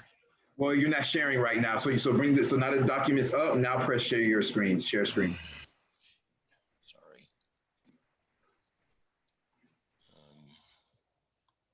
If you're in the, there we go. So it's off to the right now. We only see a tiny right side. Is this any better?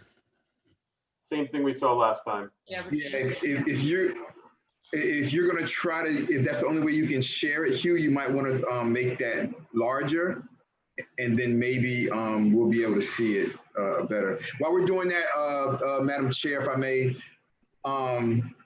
the chief had to get out of here. He said he didn't want to interrupt. He said thank you. He said he will read Courtney's notes so that he gets everything that came out of the meeting. But he did want to say bye to all of you. And he said that he appreciates being here. I appreciate the fact he spent some time to come here.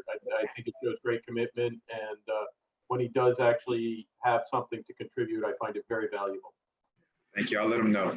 He said thank you. Yeah, thank you. And I'm noticing the time is 5 o'clock as well.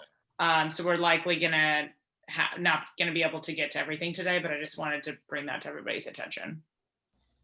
Hugh, when you share your screen, you can choose which window you're sharing. You need to choose your browser window rather than your Windows Explorer window. Yeah, that's what I was trying to do. Kristen, while Hugh is working on that, do you want to update us on your Biscayne? Oh, there he goes. Is this any better? Yes. Yes. Okay. This is something you can study, but I mean, the basic idea is that I wanted to have a kind of reference site, which I put up at the same c7lriochico.net, my server /bn for briefing notes. And the way it's organized, you can read the instructions here. But what I did was I went through and tried to think about all the possible categories of things that we talk about that we could need information on. So we have a table of contents here.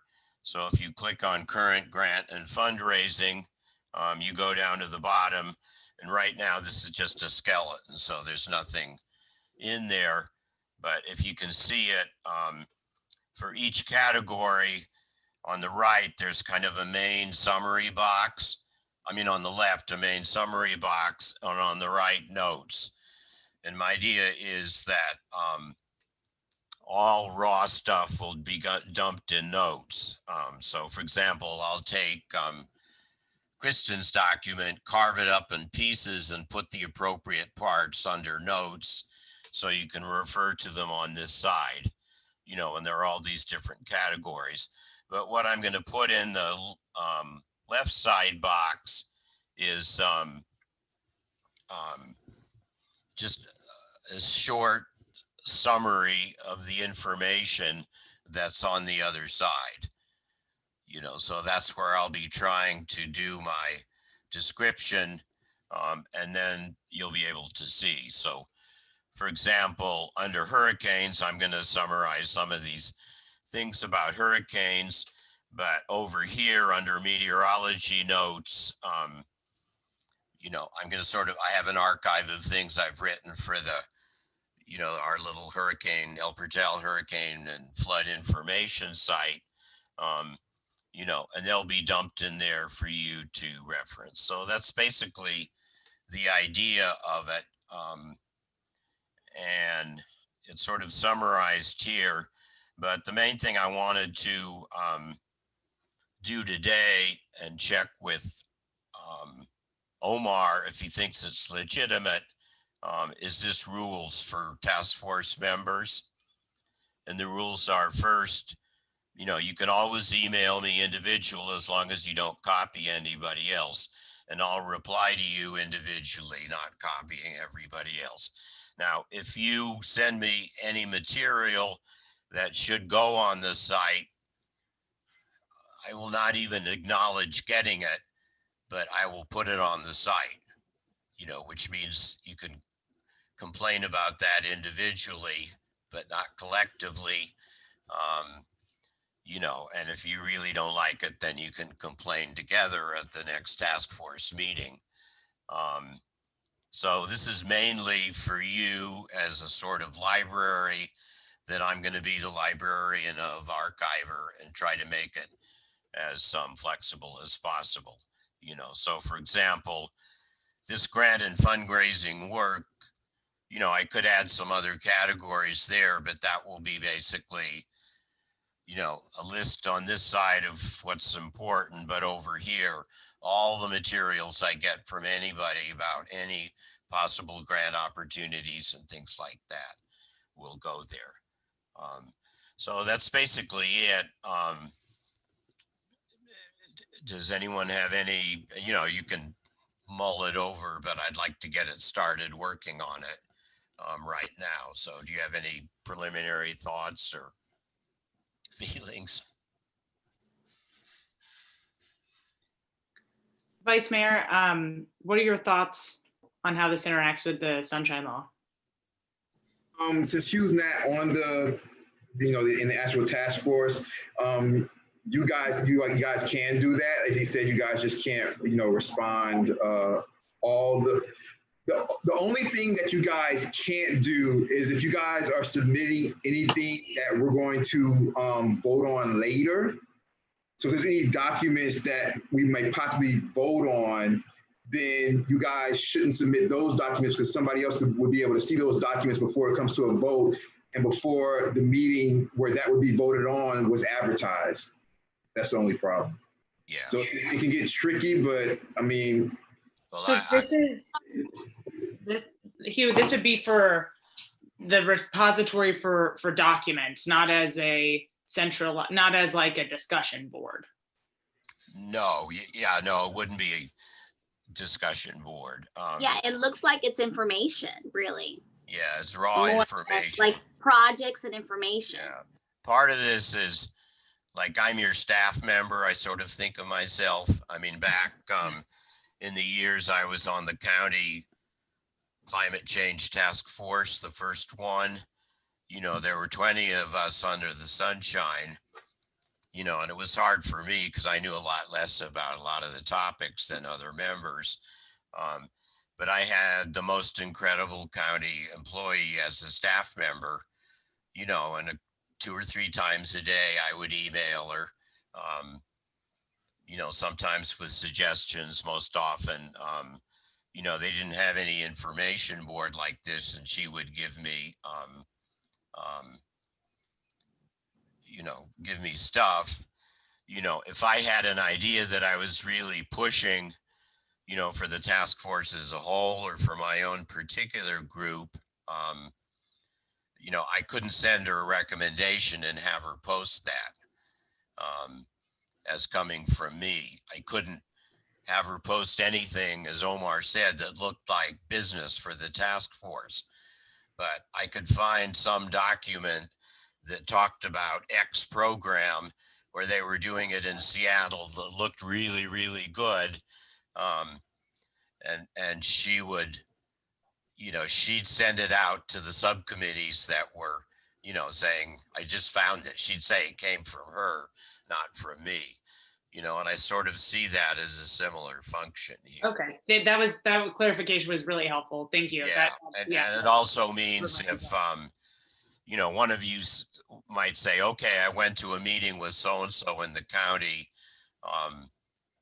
you know, it sounds like a really interesting thing. Could you research that?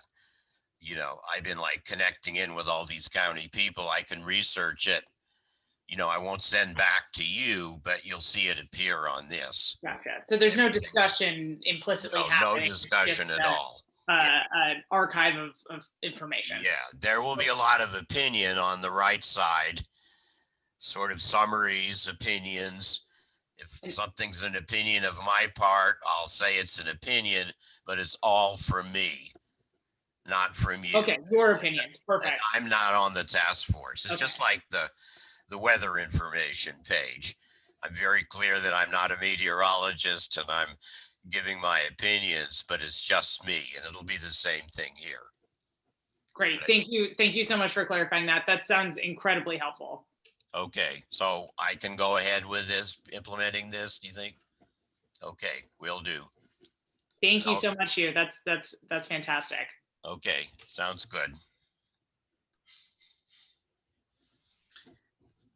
So just to circle back on our LMS discussion, I know on the last task force meeting and in our agenda, the kind of question was, how can we help support the village?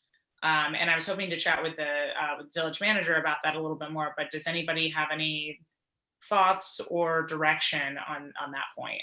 I would suggest that somebody from this committee set up an appointment with the village manager to actually just have that conversation with her, like really specifically, like now that we have the background materials, now that we have a little bit more of an understanding about LMS and we have her brief, just like a chance to have an open-ended conversation with her about how we really can support her and get her feedback. I don't know who wants to do it. I can do it. I have something else to talk to her about, but I'm just thinking about in an official capacity and then bring that back into our next meeting potentially, which is it next week, our next meeting? No, it's in like 3 weeks. Yes. Okay. So, All right. Kristen, along those lines, I think I echo that, by the way. I think that's a great idea, but I think we might want to have like point people assigned for different roles. Totally. So that we don't always have to do things as a committee and slow things down. So hypothetically,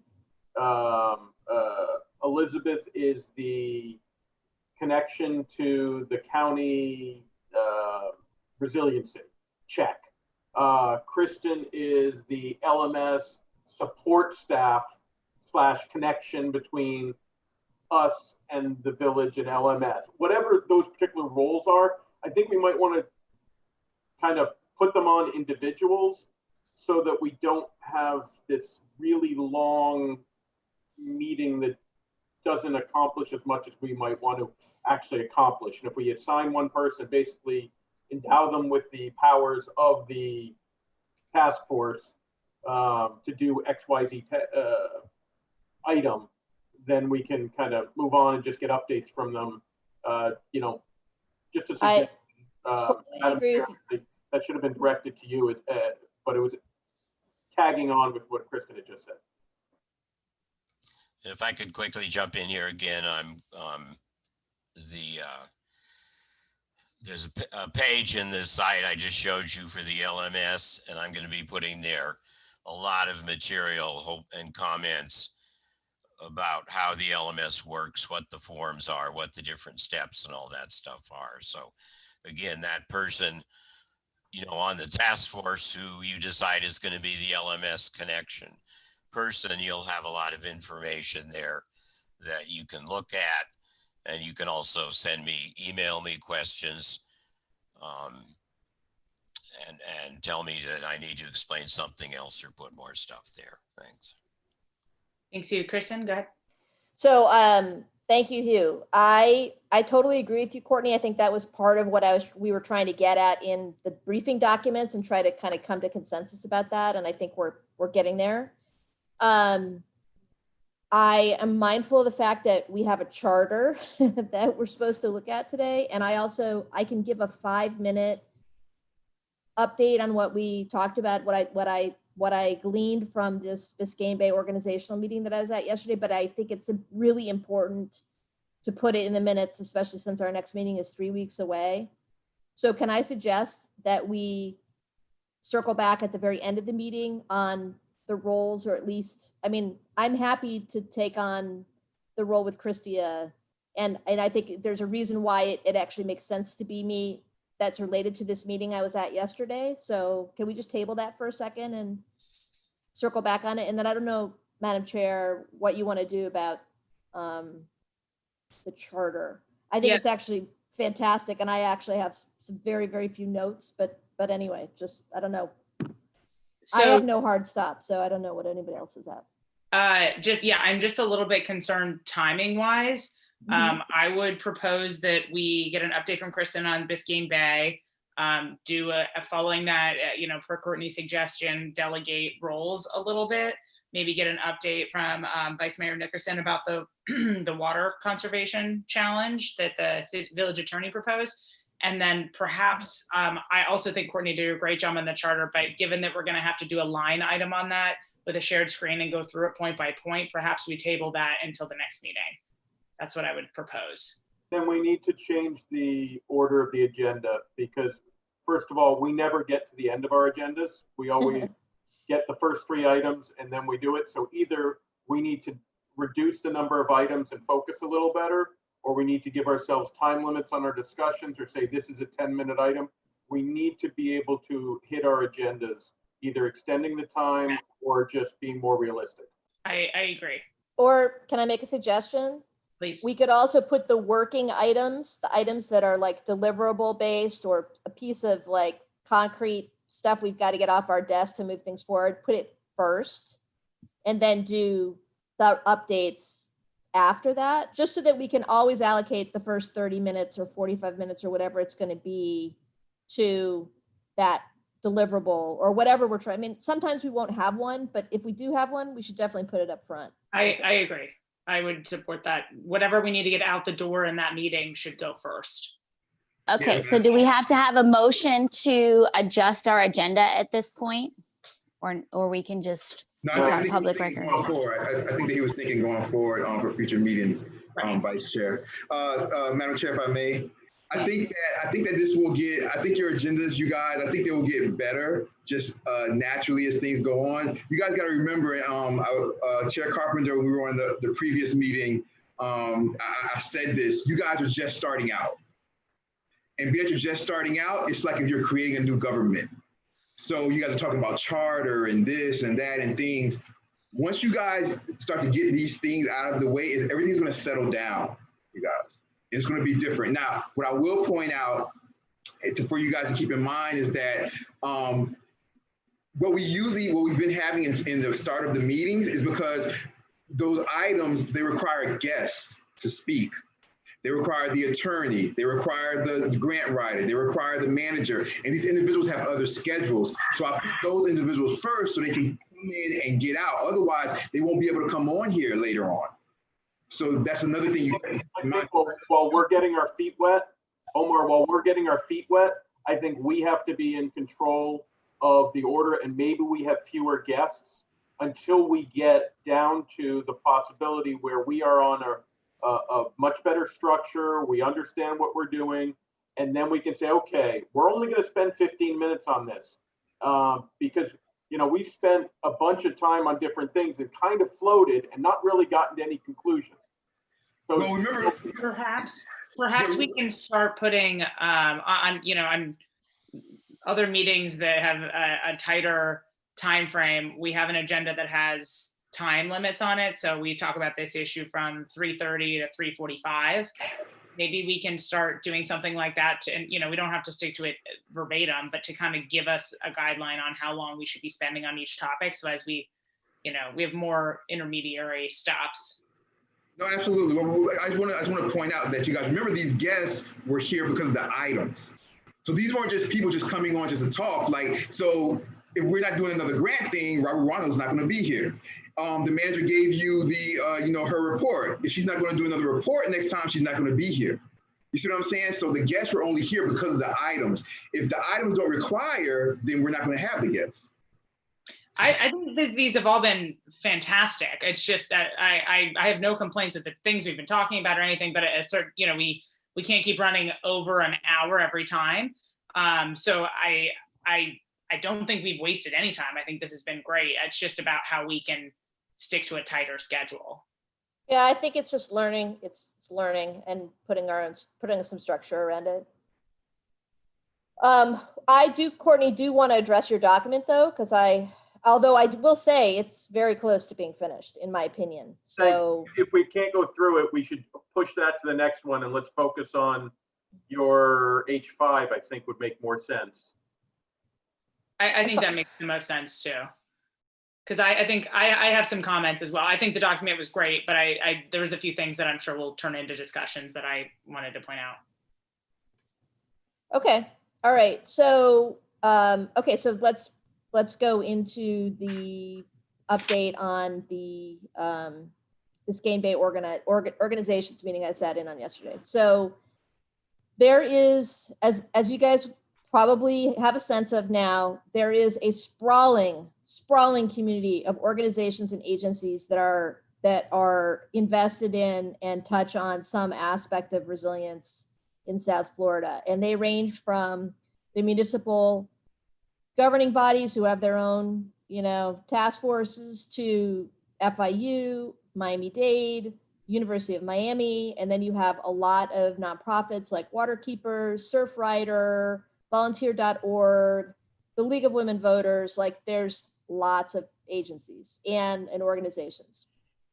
And as part of, they have come together under the leadership mostly of Waterkeepers, but there's a couple of other organizations in there that are also taking a lead role.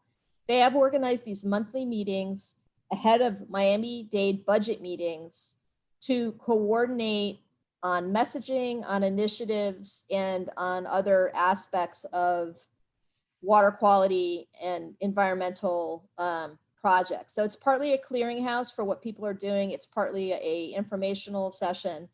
But the most acute thing that's going on right now, and the reason that that I want to update you immediately, is that there was a huge fish die-off and algae bloom over the last month in Biscayne Bay. And there's science on it. I saw the science on it yesterday. I've asked Waterkeepers to share it with us, or share it with me, so that I can propagate it both in this organization and through the Little River, because one of the main culprits is turning out to be the Little River on this particular situation. So I'm hoping to have the science to share with you guys next time. But in a nutshell, there was a 72-hour period where the oxygen level in this river went down to 0. And that then caused, they have oxygenation monitoring at several different points in the bay.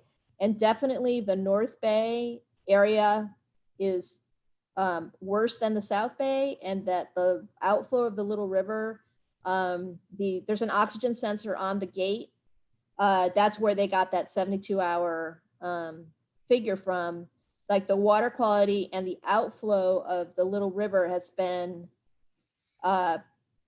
in volume higher. And Hugh, I want to follow up with you on that. Like, what Rachel from Waterkeeper showed is that the outflow for some reason from this river is much higher than the Biscayne Canal, for instance, which is the canal north of us. And the quality and the oxygenation level of what's been flowing through here has been terrible.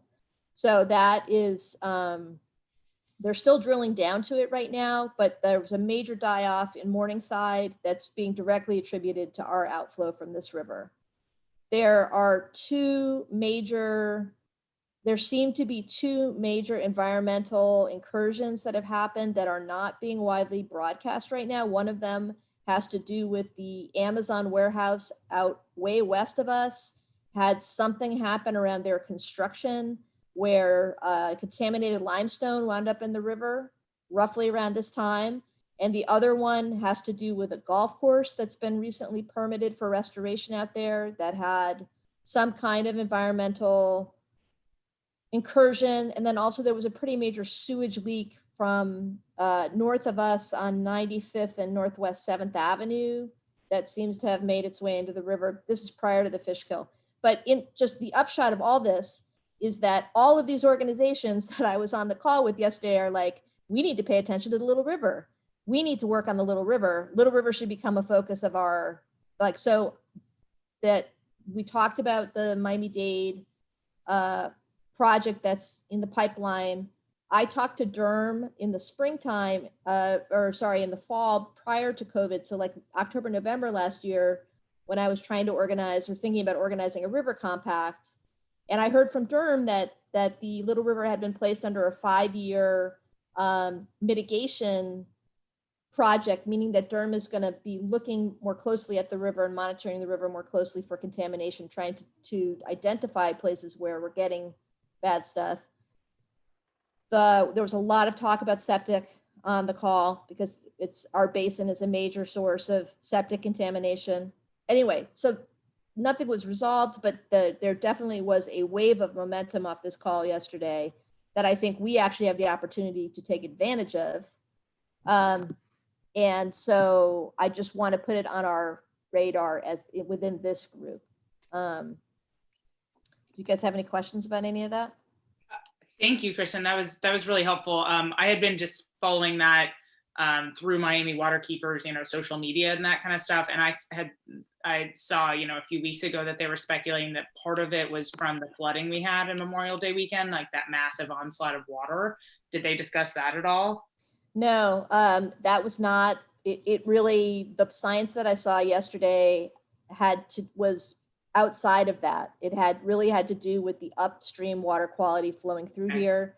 And Rachel said that she actually has some aerial photography, which we didn't look at yesterday, but I've asked her to share with us, showing a couple spots from the air where the watercolor changes along the canal. Oh, wow. So I think there's, within the Little River Conservancy, we're meeting tomorrow night. We're starting up regular monthly meetings, which Maribel, I'll extend that once we get up and running to the Women's Club. And we have a couple of initiatives, community initiatives, including there's a King Tide Measurement Day coming up on the 17th, where we're going to ask people to come out and do citizen science, putting that aside. But I do think that it felt to me yesterday, like all of a sudden, like every single eyeball on that call, like rotated around. El When, Portal. yeah, well, just the Little River, that someone from the Little River showed up, and they know us by reputation because we have had this relationship with FIU and with Miami-Dade, but I had never met a lot of the organizations that were on this call. So I do think there's in the larger community, there's going to be resources, there's going to be programs, there's going to be attention, which is the reason why I think I should be the one to talk to Christia to support LMS, because I think there's going to be a natural intersection in the civilian and governmental sides of of the space that I'm starting to work in. To the extent that there's discussion, as you mentioned, that they were more looking upstream. A lot of the work that I do with Everglades Law Center deals with the water quality coming down the streams from the Everglades system. So to the extent that there's something that Everglades Law Center could do to assist with that, please let me know. And that, given that that's a separate conversation from this task force business, I think that we could have that conversation. Okay.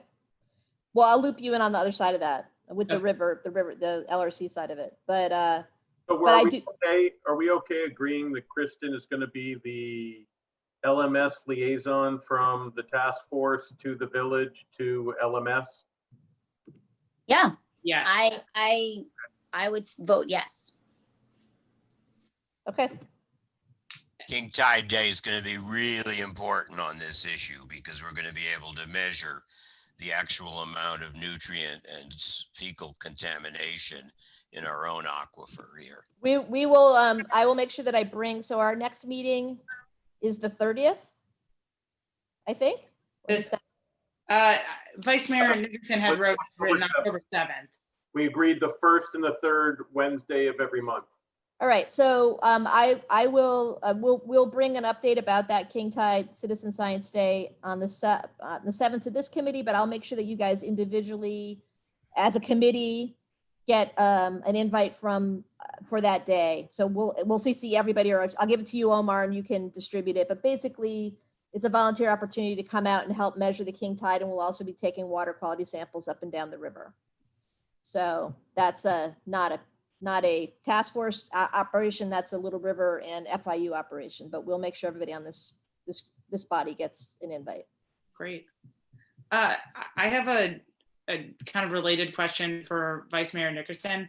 I was on, just speaking of water quality in the C7, I popped into a South Florida Water Management District Governing Board meeting last week.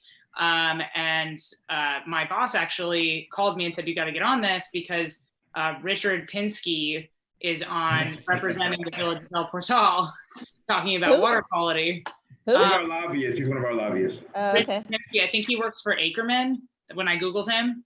Okay, yeah. Can you just give us a little bit of information on the work that he's doing on behalf of the village? Because I didn't see that in the manager's report.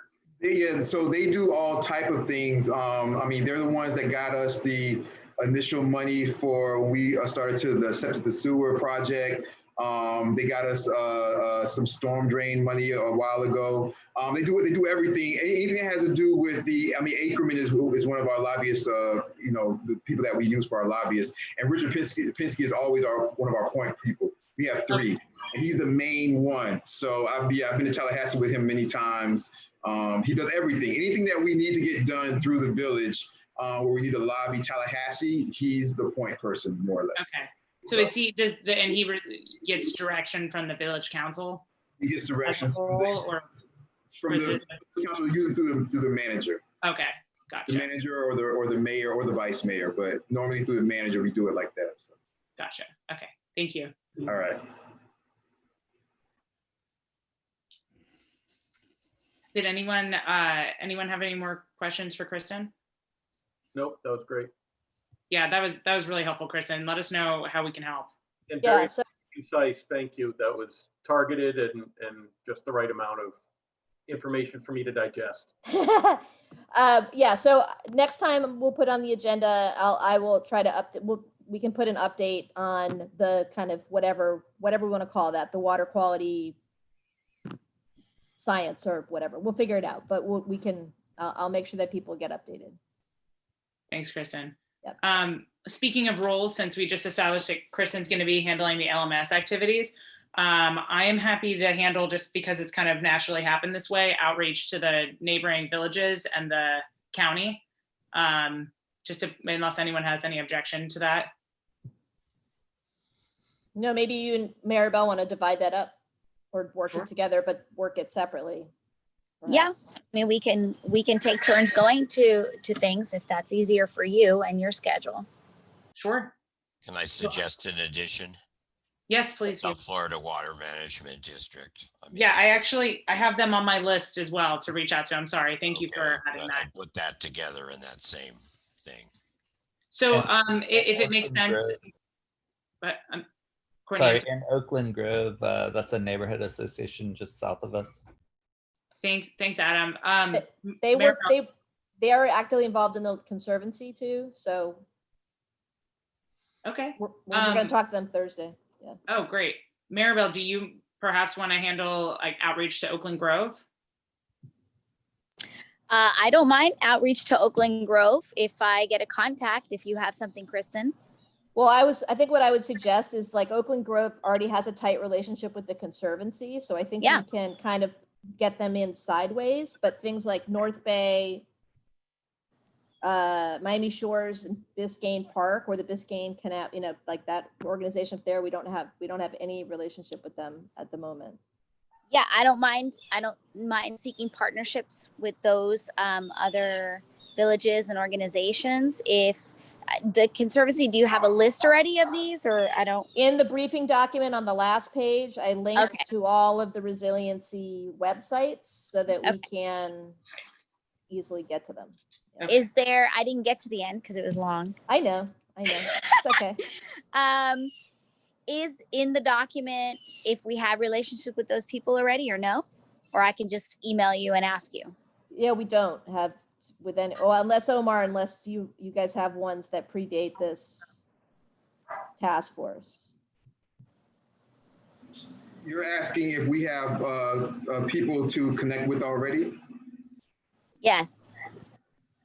Do we have resiliency relationships with Miami Shores, Biscayne Park, North Miami is one that I've heard about?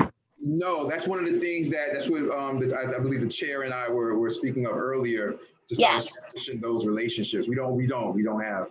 So I have a relationship with Miami Shore and North Bay Village, but not with any of the other neighboring municipalities. Yeah. Okay, so why don't I go ahead, and if we know that you have Miami Shores and North Bay Village, then I can look at the list and continue outreach to those. So from a sunshine question, is it allowed for the chair and co-chair to coordinate who's going to attend what meeting or that kind of stuff? I mean, we're not talking about policy or anything.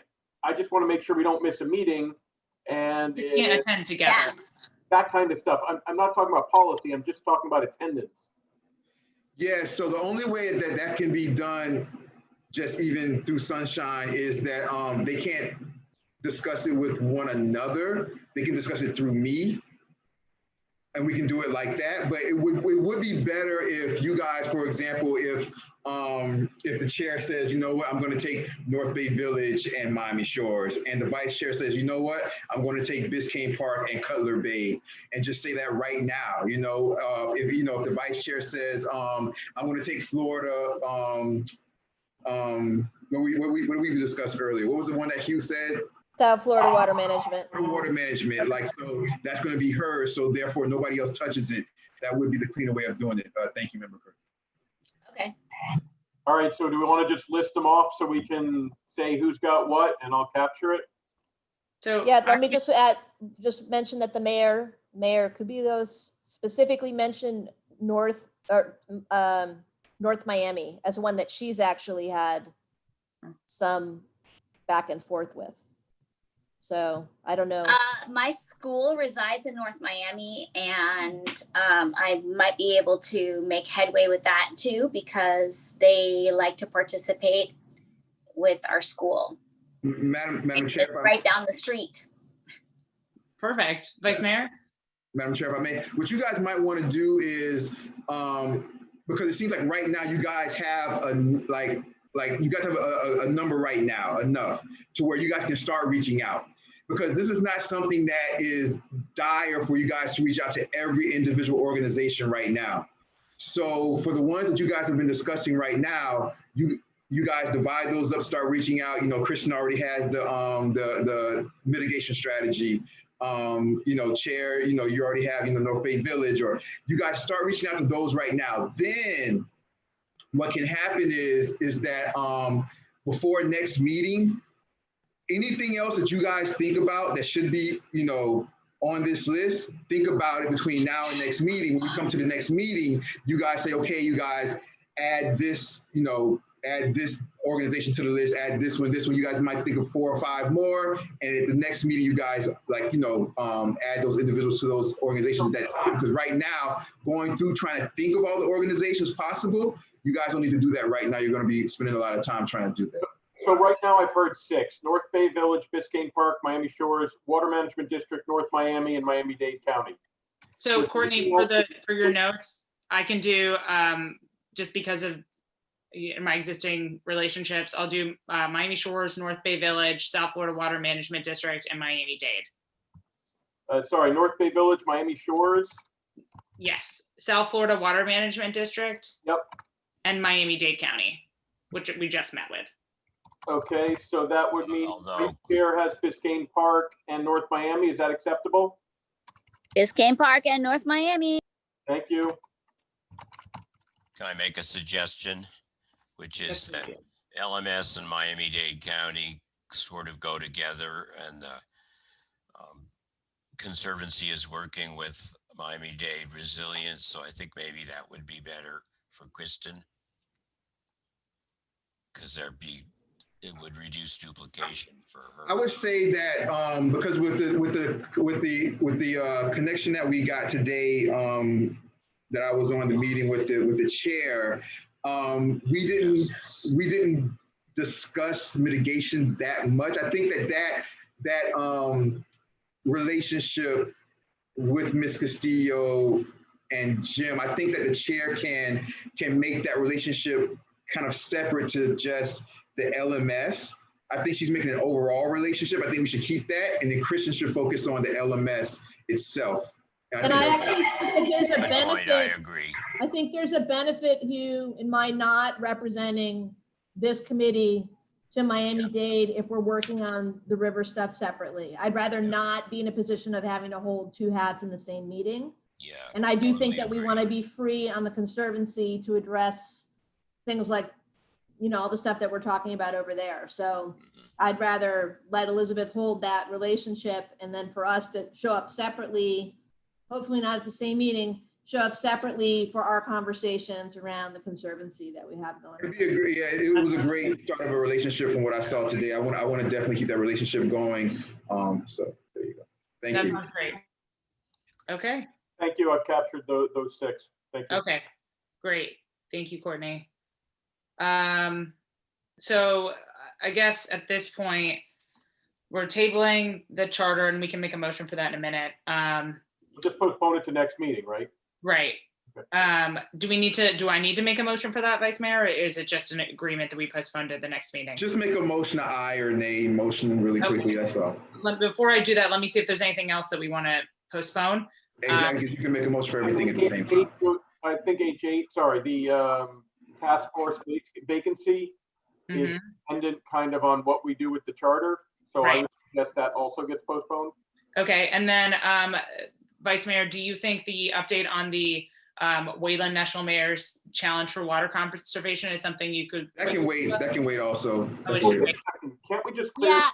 Didn't we basically look at that and say, yes, it's only for villages over 5,000? We're trying again to just jam stuff in that is not high priority. Last time we talked about it, Maribel indicated, hey, you know, there are other organizations that the schools that she works with can do a better job. Well, so my 2 cents is this, while it's an interesting opportunity, it's not right for us right now. And I don't want to, if possible, I don't want to continue to talk about it. We got better things to talk about. My 2 cents. I don't disagree, Courtney. I think that I was wondering whether Vice Mayor Nickerson just had some answers to the questions that we had posed last time. But if we want to postpone, or if it's not something that we, well, let me ask you that, Vice Mayor. Do you have any update on that? Yeah, so I reached out to them and they said, so what's going on is those fires that are happening in Oregon, they're a California-based company, but they do have offices in Oregon. So the point person that I was told to get in touch with, he's not in California right now. He's actually in Oregon. And they told me to call back in a couple of weeks when everything's kind of settled down. And he said he'll be back in the office. Okay. So, all right. So that answers it for us. Exactly. So that's why I said that it's okay to postpone. Okay. Yeah, and I agree with the task force. Currently, I try to do some research by going to the actual website, and it was basically uninformative. It didn't go into any of the. I was searching, looking for things like, can you do this? Can you do a play? Like, there was no information on this particular grant opportunity, or how an individual could do it, or a school with kids. And so I was going to reach out myself and email them and see if it was, like all our questions, because we never really got an answer. But that makes sense because of the fire. So yeah. So Madam Chair, so the way I was looking at it was this simple. I was looking at it like this. Since everything's happened with that or whatever, with the fire, stuff like that, I wasn't going to let it go through this, because even though the council they like the idea, but I wasn't going to let it go through this committee. Like I said before, I'm giving this committee the respect it deserves. It's not going to go to the council unless it got through this committee. Now, with that being said, if from the start, from when it's supposed to start to when it's supposed to finish, if we miss the starting, that starting window to be able to do it this year, it's not a big deal to me, right? It'll come back around again the next time. So I was thinking like that. So if we miss it this time, it'll come back around next time. So we don't have our questions answered by the time that their starting window ends. Yeah. We can wait till next time. It's not, it's not a big deal. So I was just in there like that. So. Okay. All great. Right. Thank you, guys. So I am just going to go ahead and move that we postpone to the next task force meeting the structure and SNR task force board charter, which is item H4 prior to the amendment, and then the board vacancy. Kristen.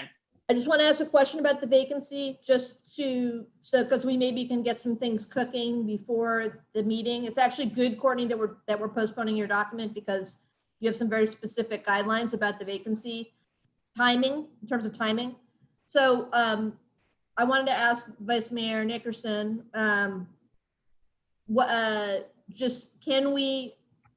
can we recruit? Can we come to the next meeting with some ideas of people that we would recommend? Is the council going to have to appoint somebody new? I know that that's covered under Courtney's document. Maybe we'll just go with what's in there. Yeah, that's completely up to the task force. The council, we started off as part of that resolution to pick the individuals. But from there, you guys, the council is nothing that says, nothing in the council says that, or the resolution says that the council has to be the ones to replace any vacancies. So it's totally up to you guys. As a task force, I'm the liaison. I'm telling you guys that it's your decision. I think that the last time we spoke about it, we haven't voted on a finished, a finished document of a charter. But the last time we spoke about it, you guys as a task force would bring in a vacancy of a voting member with unanimous voting. But you guys can always start to think about individuals that you guys may know that you guys, just start to just put that in motion, start to think about individuals that you want to have that final fifth seat. And right now, as we stand, as we discussed, did not vote on it, but as we discussed, whoever the fifth person is, no matter how many individuals you guys come up with, who you guys would want to be the fifth person, whoever that fifth person is, would have to be voted in unanimously for where it stands now. So. Well, and we'd have to do that in the charter. We'd have to agree on that in the charter before we get to the person. But I think we should, if somebody has recommended people, I think it makes sense. But Omar, looking at the actual resolution that formed us, we're on for 1-year terms. That after the 1 year, either we get reappointed or not, whatever. But within the 1 year, it seemed like it would be up to us. But at the end of the year, it's not up to us, it's up to the council again. Yeah, but it's not like that. The only reason why we did 1 year terms was because we didn't want you guys to have to commit to more than 1 year because we thought it wasn't fair for your time. Like I remember that distinctively.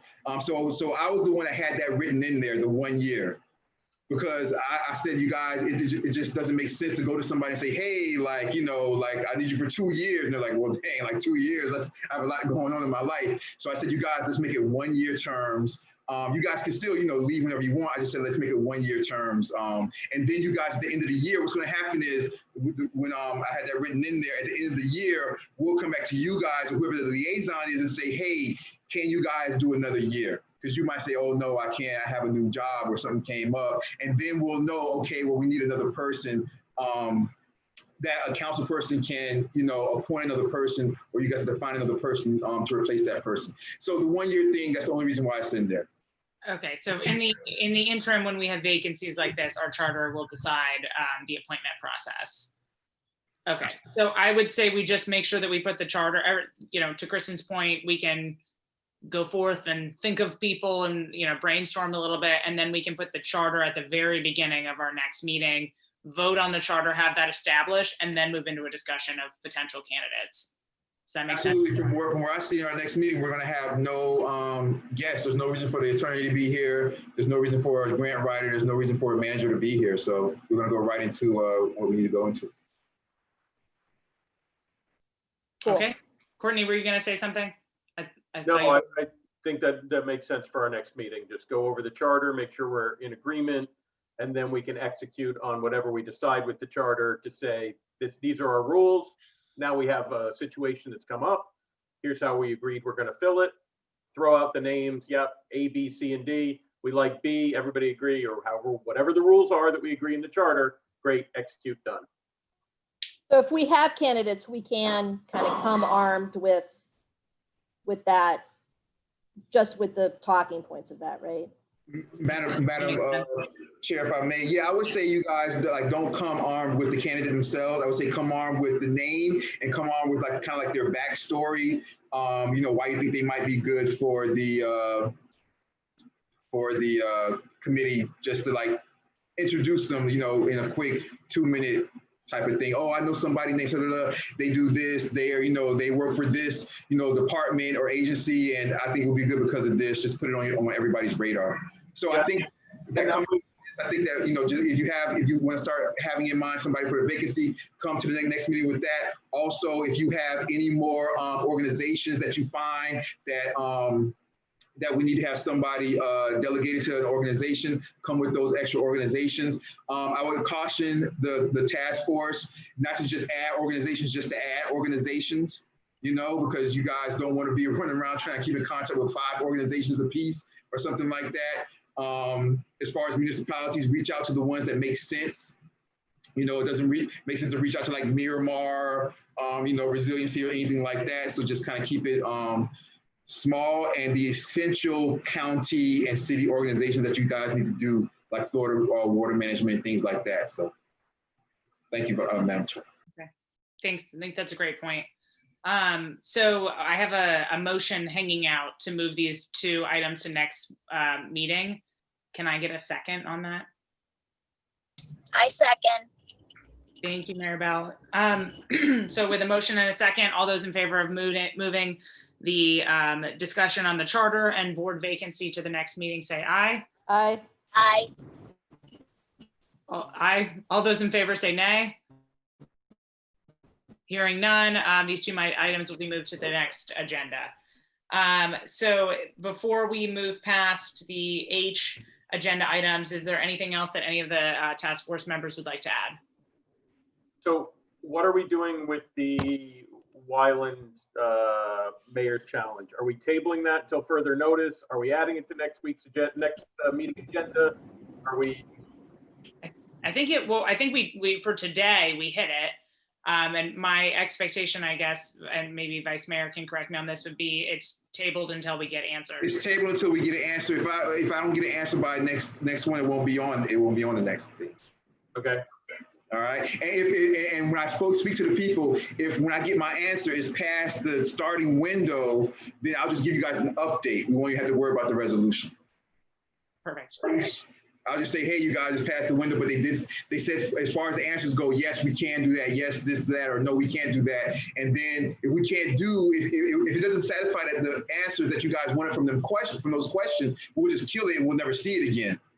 But if it does satisfy the answers and it's past the window, I'll say, you guys, I'll put it in my file for the next liaison, and you guys can revisit that next year if you guys want to do the program. Thank you. Thank you very much, Member Kirk. Anybody have anything else? Can I just review the action item? I mean, I don't know where we are. I don't know if you want me to review the action items from the last one that's still hanging out, or what you want, Madam Chair, how you want me to address it. The action items from when you say the last one, what do you mean? The last meeting we had. Oh, yeah, I think that would be great. So we still have 2 open action items. Everybody's supposed to provide Omar with the bio and photo. And then the unassigned one, this is what I had. Need to find out how to address a flood event that applies to El Portal, but not the Miami-Dade County. How will the village handle it? Need to have the mayor, the village council / manager / chief involved. That was one of the action items that's been out there for a couple of meetings now. I don't know who that gets assigned to, and or how we move forward with it. Omar, since the flood policy is moving to the village council, is that something that now the village council, the manager and the chief will take up? Yeah, it can go through the manager and we'll handle it from there. Your flood, you guys, your flood policy plan is on Tuesday's agenda. Tuesday is the full council meeting, so I'm putting the agendas together. So I already put it on there, just like I do for you guys. I'm doing it because our new clerk is kind of still getting associated with things. So I have us on there. So should someone from the committee try to attend? Miss Member McLean, if you can, if you can. I'm happy to share the love with some of my other fellow committee members if anybody else wants. I mean, this is a great job. You were so detailed last time when we had the committee, like you knew everything, just you were up on top of it. So this is the problem with competence. You come to expect it. Kristen, I think given that you are the one who is most familiar with the content on this, I do think it makes sense for this particular. Is the meeting at 7 o'clock? 7 o'clock? It's at 7 o'clock, yes. And when I put the agenda together, I put it high, so it should come up one of the first items. Okay. All right. If I can't make it, I will let everybody know, but I will try to. No problem. I think you did such a great job last time. If you can't make it, I'll I'll try to do what I can to push it over the edge. But I think that everybody, because of how good you did last time, everybody was positive about it. So I think it'll be a pretty good. You know, I don't even think you will have to go into detail like you did last time. I think everybody has a good feeling about it. So. Okay. And for the record, I don't think that needs to be the status quo moving forward, Kristen, just because you're the expert on this particular one. Agreed. It's just that you have the most knowledge on this particular Right. one that makes the most sense. Yeah, I agree. If it was a different subject that maybe like, you know, Vice Chair Fruitstone knew about more, she was one that more put it together, then it would be, you know, her that did it, or Member Kirk or Chair Carpenter or something like that. So. Okay. Okay. So thank you, Courtney, for the reminder about the bios and the photos. I know that I have not done that, and I appreciate that. And we'll do that before our next meeting. Any other business before we wrap it up? Oh, okay. No new business. Nope. Okay, and I will open it up. What was that? No. Okay, I will open it up to the public to see if there's if we have any members of no attendees. Okay, so only, Madam Chair, if Mr. Old wants to say something, or Hugh, before we're out of here, those would be the only two. But besides that. Mr. Old. Okay. All right.